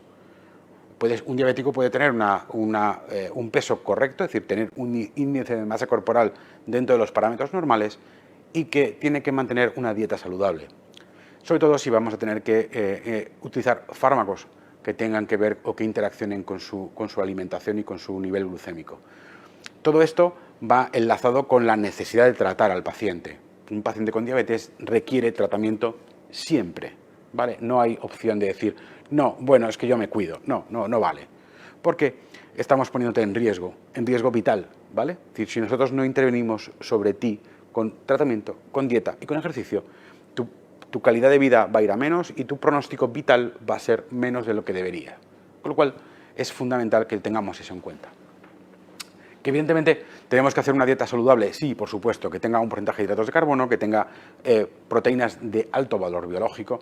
No me vale no vale cualquier cosa, y sobre todo unas grasas monoinsaturadas o con un porcentaje de poliinsaturadas muy adecuado. Es decir, proporcionar omega 3 en vez de omega 6 va a ser algo fundamental, y evitar todas las grasas saturadas, por supuesto, que son los que, aparte de sus efectos inflamatorios, van a tener un empeoramiento del perfil lipídico claramente establecido. Con esto podría hablar horas también, porque es un tema que me apasiona, pero quiero que quedéis con esa idea. Dieta sí imprescindible, dieta saludable sí imprescindible, y no tiene por qué ser exactamente hipocalórica, salvo que el sobrepeso del paciente lo considere. El ejercicio. Pretender que uno va a modificar su calidad de vida o su vida desde el sofá, viendo anuncios, viendo pelis o viendo Netflix, no. Necesitamos un cierto grado de vuelta a la normalidad de ejercicio moderado. Yo no estoy diciendo que vayáis al gimnasio y que hagáis spinning, no estoy diciendo eso. Caminar, simplemente, ejercicio suave. Los americanos en el estudio Framingham dijeron que hacer entre 5 y 10.000 pasos al día sería suficiente para disminuir nuestro riesgo cardiovascular. 5.000, 10.000 pasos, con cualquier pulsera electrónica de estas que de AliExpress vale apenas unos pocos dólares, merece la pena el que concienciar a nuestros pacientes que el ejercicio moderado, 2-3 sesiones de ejercicio físico, son suficientes como para mejorar ese estilo de vida sedentario y mejorar su calidad de vida. Evidentemente, cuando tenemos un paciente que ya tiene una diabetes establecida, no podemos olvidar cuidados de los pies, cuidados articulares, cuidados de todos los grupos musculares, hacer un estiramiento correcto, un precalentamiento, incluso lo positivo que puede ser el hacer entrenamiento de fuerza, ¿no? Ya sabéis que los músculos, que no se os olvide, son un gran reservorio de glucógeno y un gran depósito de glucosa a nivel biológico. Si nosotros aumentamos nuestra masa muscular, lo que estamos haciendo es que nuestro consumo de nuestra glucosa a nivel periférico puede tener una vía de escape mejor. Es decir, aumentamos el metabolismo y nuestro requerimiento y nuestro consumo glucémico diario disminuye. Por tanto, es más healthy, más saludable, en que, si es posible, recomendar algunos ejercicios de fuerza a nuestros pacientes como parte de la recuperación de su metabolismo y del hábito sedentario que os estaba contando antes. Una pregunta que siempre me hacen es: ¿qué pasa cuando los pacientes toman insulina y tienen que hacer ejercicio? ¿Tienen que hacer algo especial? Pues sí, la verdad es que sí. Uno no puede irse a correr una maratón si se acaba de poner la insulina. Tiene riesgo de que haga una importante hipoglucemia en el transcurso de ese ejercicio, sobre todo si es brusco, si es mucho esfuerzo o es muy prolongado. Las recomendaciones son muy sencillas: tomar un aporte extra antes del ejercicio, o incluso plantearte, si eso te ocurre con cierta frecuencia, incluso disminuir las dosis de insulina previas a un ejercicio que sabemos que vamos a realizar. Otra bien es que consideréis que muchos pacientes dicen: es que después de que voy a andar al monte, después de que monte en bicicleta durante 3 o 4 horas, me paso casi un par de días que los controles de insulina los tengo raros, los tengo, claro, porque el efecto de ese gasto de las reservas de glucógeno del músculo tiene una reposición mucho más lenta, puede tardar hasta 48 horas en reponer el músculo. Acordaros de la famosa teoría de las agujetas y de la reparación del glucógeno de los músculos, ¿no? Es decir, cuando uno hace ejercicio está consumiendo unos recursos y rompiendo unas firillas con liberación de glucógeno que durante varios días tardan en cicatrizar y volver a la normalidad. Con lo cual, ojo con esas recomendaciones, sobre todo en gente que no está acostumbrada y que inicia un ejercicio de forma nueva, de forma progresiva. Contraindicaciones: ¿cuándo no pueden ir a hacer ejercicio? A ver, sentido común. Si tengo 300 de glucosa o tengo 80, lo mismo. Y si encima, tanto por un lado, con 250 o con 380 tengo cetonuria, pues entonces ya la hemos liado. Es decir, tengo una alteración, mi metabolismo no está adecuado a ese, y no voy a poder aguantar ese ejercicio. Por tanto, tanto las hipoglucemias como las hiperglucemias con cetonuria, luego hablaremos de la cetonuria cuando hablemos de los controles, dejarme un par de diapositivas más, van a ser una contraindicación relativa. Es decir, vamos a tener que saber por qué. ¿Por qué estoy pasado, si me he puesto poca insulina o me he puesto demasiada insulina? Y sobre todo, o tengo una alteración metabólica que hace que mi balance de hidratos de carbono no sea el adecuado. Evidentemente, pacientes que tengan alteraciones visuales, retinopatías graves o alteraciones neurológicas, ojo, precaución, sobre todo las anestesias o parestesias de miembros inferiores, con las caídas y las pérdidas de orientación, sobre todo o las pérdidas visuales, que pueden ser un factor crítico a la hora de hacer ejercicio, deporte, y requieren un control, no por el deporte en sí, sino por las posibles caídas que pueden sufrir. ¿Vale? Los fármacos. Aquí entramos en un tema súper arduo, súper complejo, que es la insulina y sus amigas, los antidiabéticos orales. Es un tema que en farma siempre es un hueso, a ver quién se estudia la insulina y sale airoso sin llorar y sin protestar. Pero vamos a intentar hacer, por lo menos en este poco rato ya que me va quedando, antes de que me matéis porque no contesto ni la mitad de las preguntas, pero la insulina va a ser un punto crítico y un punto de los más preguntados de este tema. Mirad, todas las insulinas que hay en el mercado, que hay, no me sé todas, mogollón, todas tienen un efecto hipoglucemiante y fundamentalmente todas ellas tienen una indicación en ficha técnica de uso subcutáneo. Me diréis, no es verdad, efectivamente, no es verdad. La subcutánea, el uso ambulatorio es subcutáneo. En las UCIs, en las situaciones graves o en las emergencias, tienen usos que pueden ser intravenosos. Pero en ficha técnica, si vais a la ficha técnica, lo que pone es de uso subcutáneo. Lo que hacen es que pueden diferenciarse por los adyuvantes que llevan en capacidad de acción, retardo de acción y duración de la acción. Es decir, ¿valen todas para lo mismo? Pues no valen todas para lo mismo. Unas son rápidas, otras son ultra rápidas, otras son lentas, otras son regulares y otras son extra lentas, ¿vale? Lo que vamos a poder hacer es hacer una receta de cocina para cada paciente, como veremos ahora con las diferentes pautas de administración. Ese va a ser lo difícil o eso va a ser lo complicado a la hora de instaurar un tratamiento para los pacientes con diabetes. Que no vale todo para todos, no es le pongo gelocatil y a ver qué tal, no, es a ver qué niveles tiene, a ver cómo empiezo, a ver cuánto pesa, a ver cómo es su metabolismo normal, qué dieta, cuántas calorías vamos a permitirle. Es decir, es un menú personalizado para cada paciente, no vale, bueno, prueba a ver qué tal y a ver cómo le va y en un par de días me cuentas cómo sigues. No, todo lo contrario. ¿Cuándo está indicada? Pues no está indicada solamente la diabetes tipo 1. Si pensabais que os iba a contar eso, no. Todo lo contrario, es decir, hay pacientes con diabetes tipo 1 que requieren insulina a dosis muy bajitas, pero requieren insulina, y diabetes tipo 2 que a veces con los antidiabéticos orales tampoco se controlan correctamente. Y no quiero contar en el detalle de todas aquellas otras enfermedades que cursan con hiperglucemia, como las víricas, las pancreatitis, que habitualmente cuando son por destrucción o por antagonismo de la función de la insulina, también suelen recurrir insulina.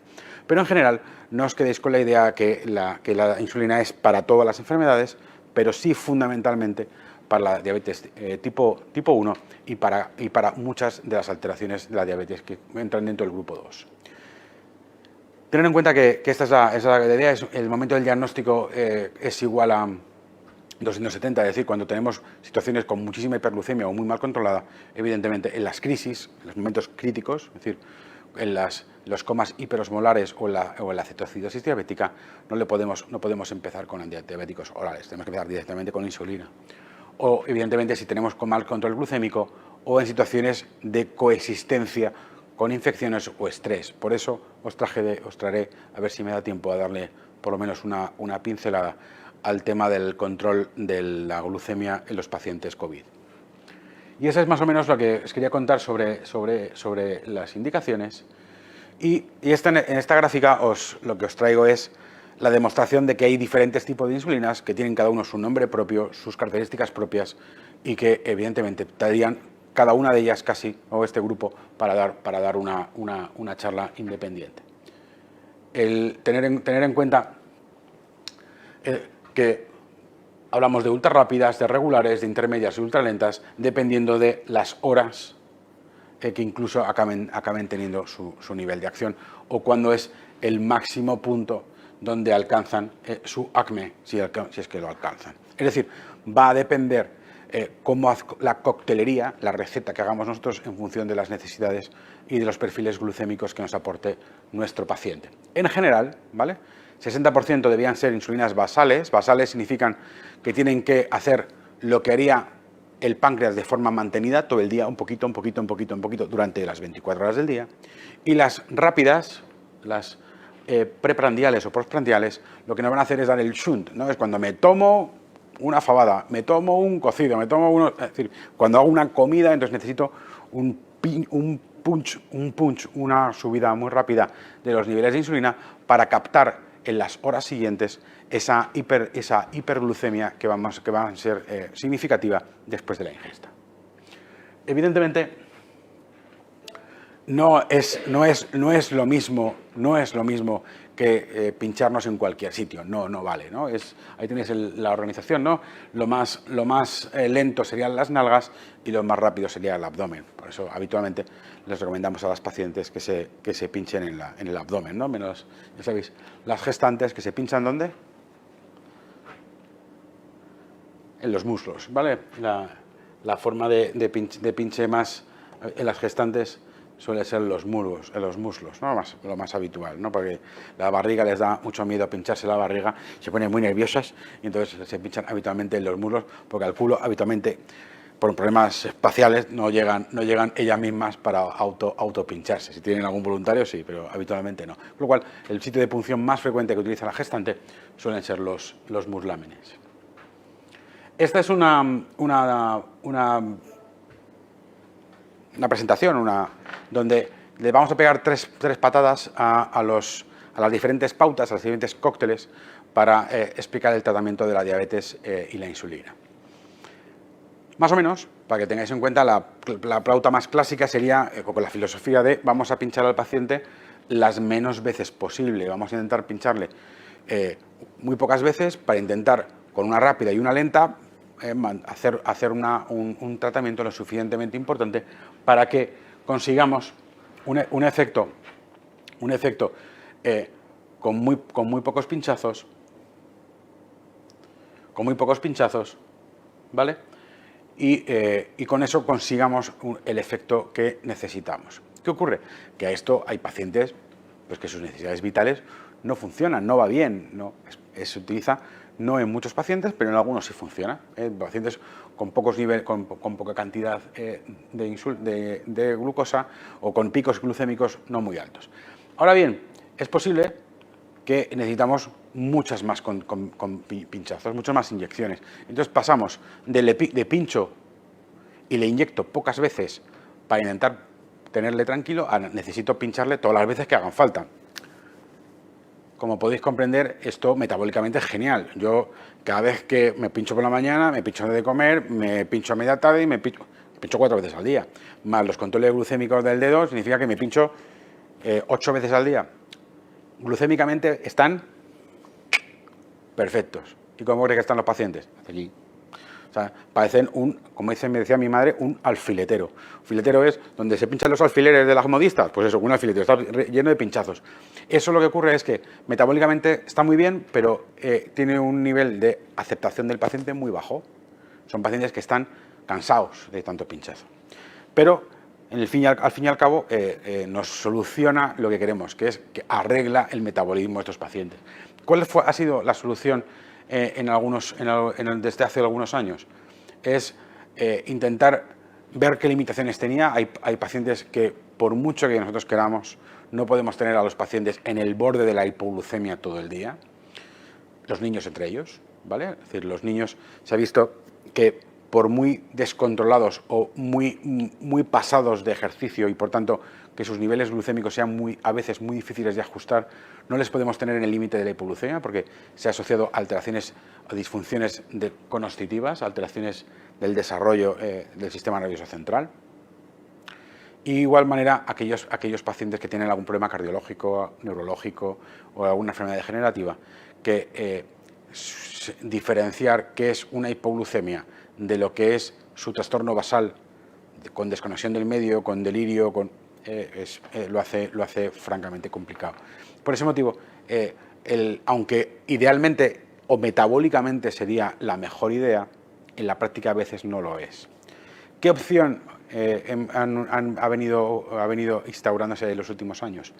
Pues sí lo sabéis, la bomba de insulina. La bomba de insulina ha cubierto esa necesidad de pacientes que tenían muy mal control con las pautas clásicas fijas y que han estado muy mal controlados con las pautas intensivas porque descuido, porque yo me automedico, yo me apaño, yo me quito, yo me pongo, conllevaban muchas veces un mal control debido a esa alteración de la tolerancia a la pauta de tratamiento. Funciona de forma muy sencilla, es una petaca que va externa, unida por un cable al tejido cerebral subcutáneo, habitualmente del abdomen, del hemiabdomen inferior, sea izquierda o derecha, habitualmente lo ponen en el lado izquierdo por aquello del apéndice y de sus posibles efectos a nivel del diagnóstico diferencial, pero bueno, en principio va al subcutáneo, no va al peritoneo, ni a la fascia, ni al músculo, va al subcutáneo, a la grasa. De tal manera que ese catéter va unido y fijado bajo anestesia, se pone con un fiador y se deja estable. Hay que cuidar la herida hasta que eso cicatriza, pero lo suficientemente, la verdad es que se tolera francamente bastante bien. La paciente lo que es capaz de controlar el número de puff, de unidades de insulina que puede autoadministrarse, y se puede sincronizar un nivel de producción basal, ¿vale? Es decir, la petaca va a producir una entrada de insulina de tantas unidades por kilo por minuto y por hora, y luego cuando el paciente come, si se estima cuántas unidades de insulina rápida tiene que administrarse para conseguir el equilibrio metabólico. Entre eso y los nuevos detectores flash, ya sabéis que son como pegatinas, llevan ya unos años en funcionamiento. Hay diferentes marcas comerciales que son como tipo pegatina, que se ponen a nivel subcutáneo y no nos ofrece una glucemia basal de sangre plasmática, pero sí utiliza los niveles de glucosa a nivel del estroma basal, y eso permite en muchos casos tener una información casi en directo de los niveles glucémicos del paciente, y con ese resultado, que a veces va por vía telemática a su teléfono, a su smartphone o a su ordenador, permite saber cuánta glucemia tiene en ese momento concreto antes de la ingesta, y permite predecir cuántas dosis, unidades de insulina tiene que administrarse para su adecuado control metabólico. Son las cosas de los últimos tiempos que hacen que pacientes que tienen necesidades de insulina estén muchísimo mejor controlados que antes. Las complicaciones a nivel local, os traigo un par de ellas. Una son las reacciones locales, es decir, el pinchar la insulina con las plumas o con las jeringas. Mira que las jeringas de insulina o las agujas de insulina utilizan una sección extremadamente fina para evitar precisamente el ser extremadamente lesivas a nivel de la piel y del tejido subcutáneo. Acaban produciendo en muchas ocasiones reacciones alérgicas focales, que pocas veces son generalizadas o con angioedema o síndromes angiiformes, pero evidentemente tenemos que tenerlas en cuenta, ¿no? Posibles de que, sobre todo, atención a los cambios de preparado, cuando un paciente cambie de marca comercial a veces los excipientes pueden acabar produciendo algún tipo de grado de reacción local. Las reacciones locales acaban eliminándose sin ningún problema, y muy pocas de ellas acaban como reacción generalizada. Sí quiero recordarles lo de la lipodistrofia de insulina, que ha sido objeto de pregunta en alguna de las oposiciones de estos últimos años, y a cabo es una necrosis de grasa de la zona de los puntos de punción, habitualmente por reincidencia o por inyección continuada sobre la misma zona. Aparte de la parte estética, porque produce una alteración, una disminución o una umbilicación de la piel en la zona de punción, lo que tiene, o la dificultad que tiene, que es producir una fibrosis que cuando vuelves a pinchar en la misma zona, la absorción de la insulina está disminuida, con lo cual pues debe evitarse, deben rotarse los puntos de punción para no coincidir los mismos, y si hay una zona focal de lipodistrofia, evitar la inyección de insulina en esa misma zona debido a la errática administración de la insulina a nivel de esa zona.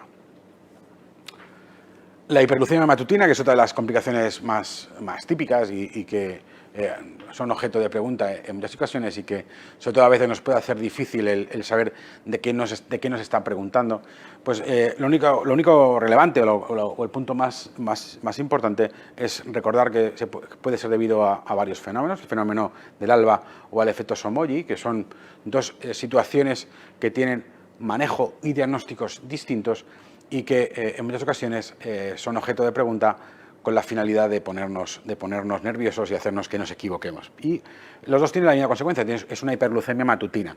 ¿Cómo hacemos para diferenciarla? Pues el efecto es muy sencillo, ¿no? Para poder diferenciar el efecto Somogyi, lo que tenemos que hacer es martirizar al paciente con una analítica de glucosa a las 3 de la mañana. Si a las 3 de la mañana nosotros levantamos al paciente, le solvenamos y le hacemos una glucosa, que tiene una hiperglucemia por la mañana, si tiene unos niveles glucémicos normales, que no ha habido ninguna hipoglucemia durante ese tiempo, evidentemente se debe a que se llama fenómeno del ALBA, ¿vale?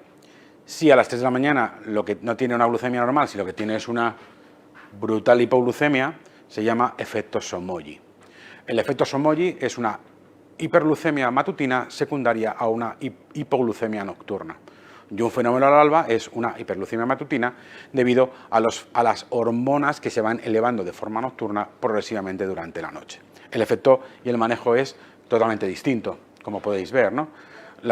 Que un paciente tenga una disminución de la acción de insulina significa que necesita más poner la insulina, que decir que no llegamos a niveles adecuados por esa administración. Un fenómeno ALBA también requiere retrasar la puesta de insulina de la noche para que ese efecto de hiperglucemia no se llegue a producir, y un efecto Somogyi tendríamos que hacer el efecto contrario, disminuir la cantidad de insulina o dar una sobrecena o una postcena al paciente para que no haga esa hipoglucemia a las 3 de la mañana y, por tanto, una hiperglucemia matutina.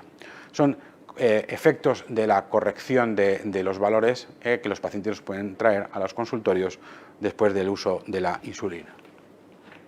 Los antidiabólicos orales, que yo digo diabólicos porque son todos estos, pues sí, son difíciles y a veces nos tenemos que recordar que su mecanismo de acción lo podemos dividir en dos grandes grupos. Tenemos un grupo que es el primer grupo que tenéis aquí, que son los secretagogues, son los que hacen que el páncreas se vuelva más fuerte, lo chetan para que haga un aumento de su rendimiento, es decir, mejoran la capacidad de producción propia de la insulina, ¿vale? El más relevante son las sulfonilureas, y lo que requieren es que el páncreas esté indemne y que funcione mal que bien, ¿vale? Porque lo que van a hacer es mejorar su acción. El otro grupo de fármacos son los antihiperglucemiantes, y lo que tienen de bueno es que están formados fundamentalmente por el gran grupo de las biwandinas, del que es principal exponente la metformina, que se considera fármaco de elección en el diagnóstico de los pacientes con diabetes tipo 2 o hiperglucemias por encima de 40 años con alteraciones o con sospecha de alteración en la resistencia insulínica. Forma parte de la recomendación inicial su uso desde el momento cero. ¿Qué ventaja tiene la metformina respecto a los demás antidiabéticos orales? Dos ventajas. Una, que tiene un efecto antiglucemiante directo, y otro porque mejora el metabolismo de los receptores de la insulina y lo hace que sean más eficientes, es decir, que mejora la reacción o la activación de la insulina propia en estos pacientes, que, como hemos dicho, en algunos casos pueden tener hiperinsulinismo debido a esa resistencia, ¿no? Yo siempre os cuento que el hiperinsulinismo de estos pacientes es muy típico, por ejemplo, del ovario poliquístico, ¿no? El hiperinsulinismo es porque el receptor está como si estuviera sordo, no funciona, entonces lo que hace el páncreas es subir la cantidad de hormonas que produce a ver si algo le hace caso el receptor y le hacen caso por fin, ¿no? Pues ese hiperinsulinismo se ve claramente mejorado con la metformina como factor principal. Por tanto, este es el protocolo que tiene establecido la Sociedad Española de Medicina de Familia y Comunitaria sobre el manejo en atención primaria de la diabetes tipo 2. Y como veis, solo añade a los cambios en la calidad de vida la metformina de inicio. ¿Por qué? Porque se ha visto que si tenemos una opción de resistencia insulínica, claramente la metformina va a cambiar el perfil metabólico de estos pacientes desde el inicio, va a hacer que entren más fácilmente en la dieta, van a mejorar en el ejercicio, mejor en el control glucémico y van a facilitar el resto de los mecanismos. Luego, como veis, es una cascada de correcciones, si no mejora, y acaba entrando finalmente en metformina e incluso con insulina. Es decir, asociando las dos vías en el mismo paciente. Os decía al principio de la clase que esta enfermedad no es sencilla, porque a veces el mismo paciente puede acabar de tener todos los diagnósticos, todos los tratamientos y todas las complicaciones. Y por eso lo hace que sea tan a veces complicado de contar. Me quedan apenas 15 minutos para el resto de los temas. Voy regular de tiempo, pero me gustaría seguir adelante contándoos el tema de los controles. ¿Cómo hacemos el control de estos pacientes? ¿Cómo hacemos que ese tratamiento yo sepa que funciona o que no funciona? 3 puntos. Glucemia capilar, hemoglobina glicosilada y los cuerpos cetónicos en orina. La glucemia capilar, lo sabéis todos, aparatito de forma, lo que llamabais test rápidos en alguna parte del chat, nos permite saber la glucemia en ese momento. ¿Qué problema tiene? Que nos permite tomar decisiones en pacientes que no tenemos más datos que eso, la glucosa que tiene en ese momento. Y va a ser lo que los pacientes van a tener que hacer su calendario. Recomendamos que hagan un perfil nada más levantarse, antes de las comidas, 2 horas después de las comidas, para que veamos cómo va dibujando los perfiles glucémicos de este paciente a lo largo del día y sobre todo cuando hacemos un cambio terapéutico de forma importante o cuando incorporamos un fármaco nuevo. Luego, cuando los pacientes están establecidos, podemos dejar los controles reservados a varios, sobre todo si son diabéticos tipo 2, a varios controles semanales, de hacer un perfil de día completo, como hacemos en las gestantes, por ejemplo. Y no es tan imprescindible hacerlo como lo hacen los pacientes que tienen control insulina, que requieren un control muchísimo más estricto de sus niveles glucémicos per day, ¿no?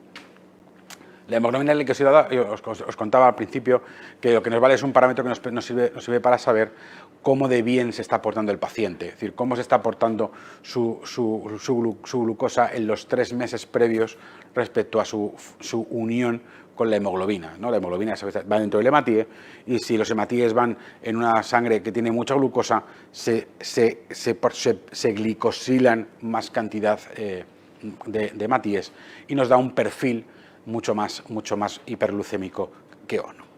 Las cetonas, ya sabéis que ahora está muy de moda con el tema de las dietas que han irrumpido en las redes sociales, como el ayuno intermitente y las dietas cetogénicas o paleo, pero en nuestro medio, es decir, en el medio que nos ocupa respecto a la diabetes y su control, la cetosis, que es la eliminación de los cuerpos cetónicos por la orina, nos va a ser claramente relevante porque nos va a indicar una alteración del metabolismo de la glucosa y de los hidratos de carbono, ¿no?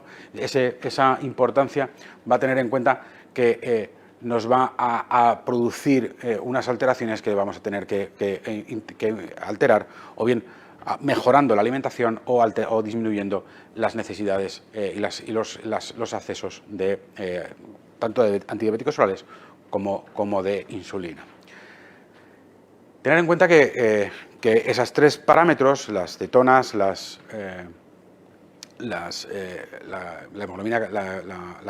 glucemia capilar y la hemoglobina glicosilada, lo que nos buscan es buscar un umbral, es decir, ¿qué objetivo tenemos? La Asociación Americana nos dice que deberíamos desear una hemoglobina glicosilada por debajo de 7, una glucosa plasmática preprandial entre 70, 80 y 130 y una postprandial que no llegue a 180. Esos son los objetivos de nuestros perfiles, de esos perfiles que vamos a pedir al paciente que nos los realicen. Ese va a ser el perfil, el objetivo al que tenemos que llevar a nuestros pacientes. Y 2 palabras sobre las cetonas. sobre todo en esta parte más inferior, es a qué pacientes debemos realizarlo. Sobre todo van a ser trascendentes a los que estén utilizando la insulina. ¿Por qué? Porque la producción de cuerpos cetónicos va a ser el predecesor, o puede ser el predecesor, del trastorno metabólico de urgencia más severo que puede tener un diabético urgente, que es la cetoacidosis diabética. Esa situación es potencialmente mortal y vamos a tener que atajarla. Una de las soluciones es el control, el estudio de los cuerpos cetónicos en la orina de estos pacientes para su detección de forma precoz. Otro de los casos son las mujeres diabéticas, las diabéticas que son gestantes. ¿Por qué? Porque aunque su control con insulina no suele ser lo más habitual, sus necesidades y su control exhaustivo, por lo que decíamos antes, porque tienen un feto en su interior y por su riesgo de hacer hipoglucemias de forma muy significativa, tenemos que tasarlo y medirlo de forma muy concreta. Merece la pena el que tengáis en cuenta que esa es la indicación fundamentalmente de las cetonas y la que nos pueden preguntar en un examen. Hasta aquí llego con las insulinas y antidiabéticos orales. Me quedan 3 grandes grupos. No me va a dar tiempo. Ya, no me va a dar tiempo. Seguro. Os diría que os contesto alguna pregunta más, pero yo creo que voy a intentar contaros lo más interesante que me parece es el siguiente bloque, o uno de los siguientes bloques.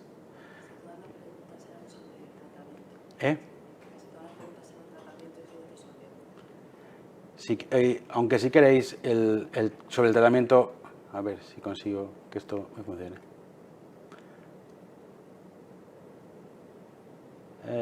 Guay.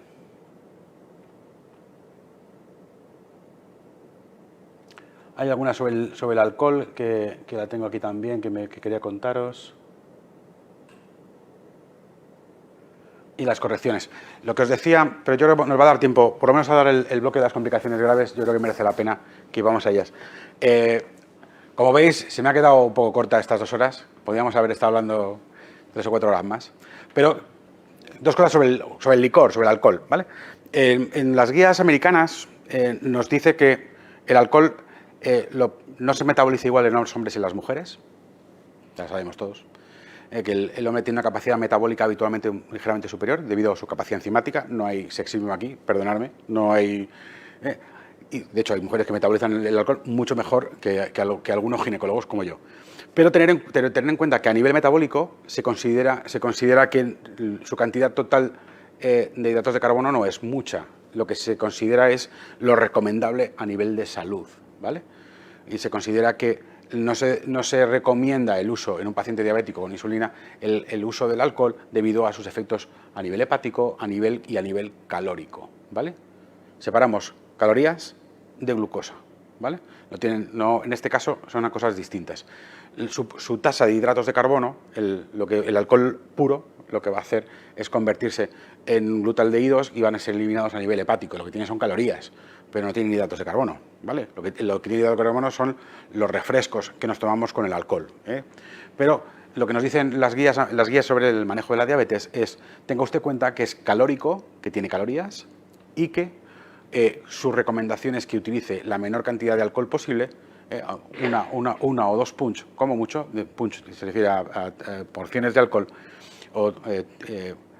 teniendo en cuenta la toxicidad a nivel hepático y en sus referencias a nivel de su metabolismo de hidratos de carbono. Más o menos, no sé si os he aclarado, creo que no, pero me gustaría hablarlo mucho más. Me gustaría contaros, dentro de esos 10 minutos que me quedan, porque no me quedan más que 10 minutos, ¿verdad? ¿No? ¿Cuándo nos podemos alargar más? Poco. No depende de mí. Pero os lo debo. Yo creo que hablaremos del gobierno y ojalá podamos tener la oportunidad de tener mucho más tiempo. En estos próximos 10 minutos, me gustaría contaros algo que no vais a ver en los libros, o no vais a ver en los libros con tanta facilidad, que son los manejos de los pacientes con hiperglucemia de mi hospital, ¿vale? De los pacientes COVID. Creo que todos, espero que tanto ustedes como sus familias estén bien y que en esta situación vital en que estamos viviendo de un cambio completo de la que se considera la enfermedad en el mundo, estén ustedes lo mejor que puedan y hayan tenido la menor inferencia de esta enfermedad en sus vidas. Yo trabajo en una maternidad que ha sido el hospital con mayor número de casos lo mayor número de casos en la Comunidad de Madrid, y yo trabajo en la urgencia de la maternidad y es donde trabajo, y por suerte o por desgracia he tenido la posibilidad de tratar unos cuantos pacientes. Le quiero compartir el manejo que se diseñó en mi centro sobre la hiperglucemia, que es lo que tocaba, en pacientes que eran diabéticos o no eran diabéticos, pero con los pulsos de dexametasona, que es uno de los puntos clave al tratar los pacientes graves con infección del COVID, teníamos grandes hiperglucemias, grandes cuadros de descompensaciones glucémicas en nuestros pacientes. Esto conllevaba muchísimas alteraciones y muchísima morbilidad asociada, no directamente del COVID, sino de las alteraciones metabólicas de estos pacientes, y sobre todo que muchos de ellos debían acabar con insulina o antidiabéticos orales una vez que salían de la UCI o salían del hospital. Por eso me permito compartirles estos cuadros que son, como les digo, son realizados por el equipo de la UCI y endocrino del Hospital Gregorio Marañón. Eso es la cita bibliográfica, no son míos, por supuesto, pero se los quiero compartir. Se establecieron tres niveles de actuación: los diabéticos conocidos con tratamientos previos con antidiabéticos orales, o pacientes que estaban previamente con insulina. Es decir, el manejo es claramente distinto. Es decir, un paciente que no tenía ninguna alteración glucémica acababa haciendo hiperglucemias brutales, y los pacientes que tenían diabetes, ya sea con medicación o sea con insulina, pues evidentemente su descontrol, entiéndanme ustedes, era bastante importante. Las embarazadas se encuadraban fundamentalmente en los no diabéticos conocidos, ¿vale?, que también tuvimos algunas de ellas, y también tuvieron que seguir el mismo protocolo que tienen estos pacientes. Lo digo por aclararles que las gestantes, que también hubo pacientes críticas que tuvieron que recibir pulsos de dexametasona, tuvieron que sufrir o requerir el mismo tratamiento o el mismo seguimiento. ¿Cómo se hacía el despistaje? Les va a sonar a ustedes. Despistaje de hiperglucemia inducida por corticoides era haciéndole o perfiles, o se hacían perfiles, o se hacían basales mayores de 200. ¿Les suena, no? Criterios. Al fin y al cabo, volvemos a lo mismo. Criterios de diagnóstico de diabetes. Menos estrictos, porque sabíamos que el efecto de la dexametasona en pulsos a dosis altas era un efecto potenciador brutal de esa descompensación glucémica. Con lo cual, ante la mayor variación o acercarnos a esos umbrales por encima de 200, ya teníamos el efecto y ya teníamos el control. Además, tienen que tener ustedes que si estaban comiendo o no estaban comiendo, es decir, si estaban en dieta absoluta, porque estaban intubados o estaban con sistemas de respiración de altos flujos, se les tenía con intuiciones parenterales, o si estaban convalecientes o saliendo de las neumonías, que ya habían empezado a mejorar sus rendimientos respiratorios y ya estaban empezando a poder permitirse comer. Acuérdense, la disnea intensa con saturaciones por debajo de 92 hace que sea imposible comer, porque a uno le falta el aire simplemente del hecho de comer, ¿no? Entonces, acuérdense que el hecho de que estuvieran o no en dieta absoluta iba a ser un punto crítico y fundamental a la hora del manejo de estos pacientes. Aquí les traigo esta es una de las recomendaciones que establecimos. Es decir, utilizábamos una perfusión de insulina. ¿Se acuerdan que les decía que la insulina era fundamental subcutánea? Pues no, en situaciones críticas se utiliza en perfusión. Y utiliza a dosis de 0,4 o 0,5 unidades de insulina por kilo de peso. Utilizamos insulinas NPH. La perfusión de insulina, sin embargo, era 0,6 cuando los pacientes eran diabéticos previamente con antidiabéticos orales, y utilizábamos un 50% más de la anterior si era necesario, debido a la anterior que utilizaba el paciente. Esto nos permitía tener al paciente monitorizado en la cantidad de insulina que le suministrábamos con una ingesta en ayunas u oral de tal manera que controlábamos al paciente completamente sus niveles glucémicos. ¿Cuánto tiempo lo podíamos mantener? El tiempo que hiciera falta, ¿vale? Cuando el paciente empezaba a estar claramente mejor, gran parte de su recuperación era no solamente quitarle la heparina, quitarle la ventilación, quitarle los antibióticos, quitarle o mantenerle los antirretrovirales y irle poco a poco restituyendo la dieta y ir rebajando sus necesidades de insulina. Esto es lo que hacíamos en nuestro centro y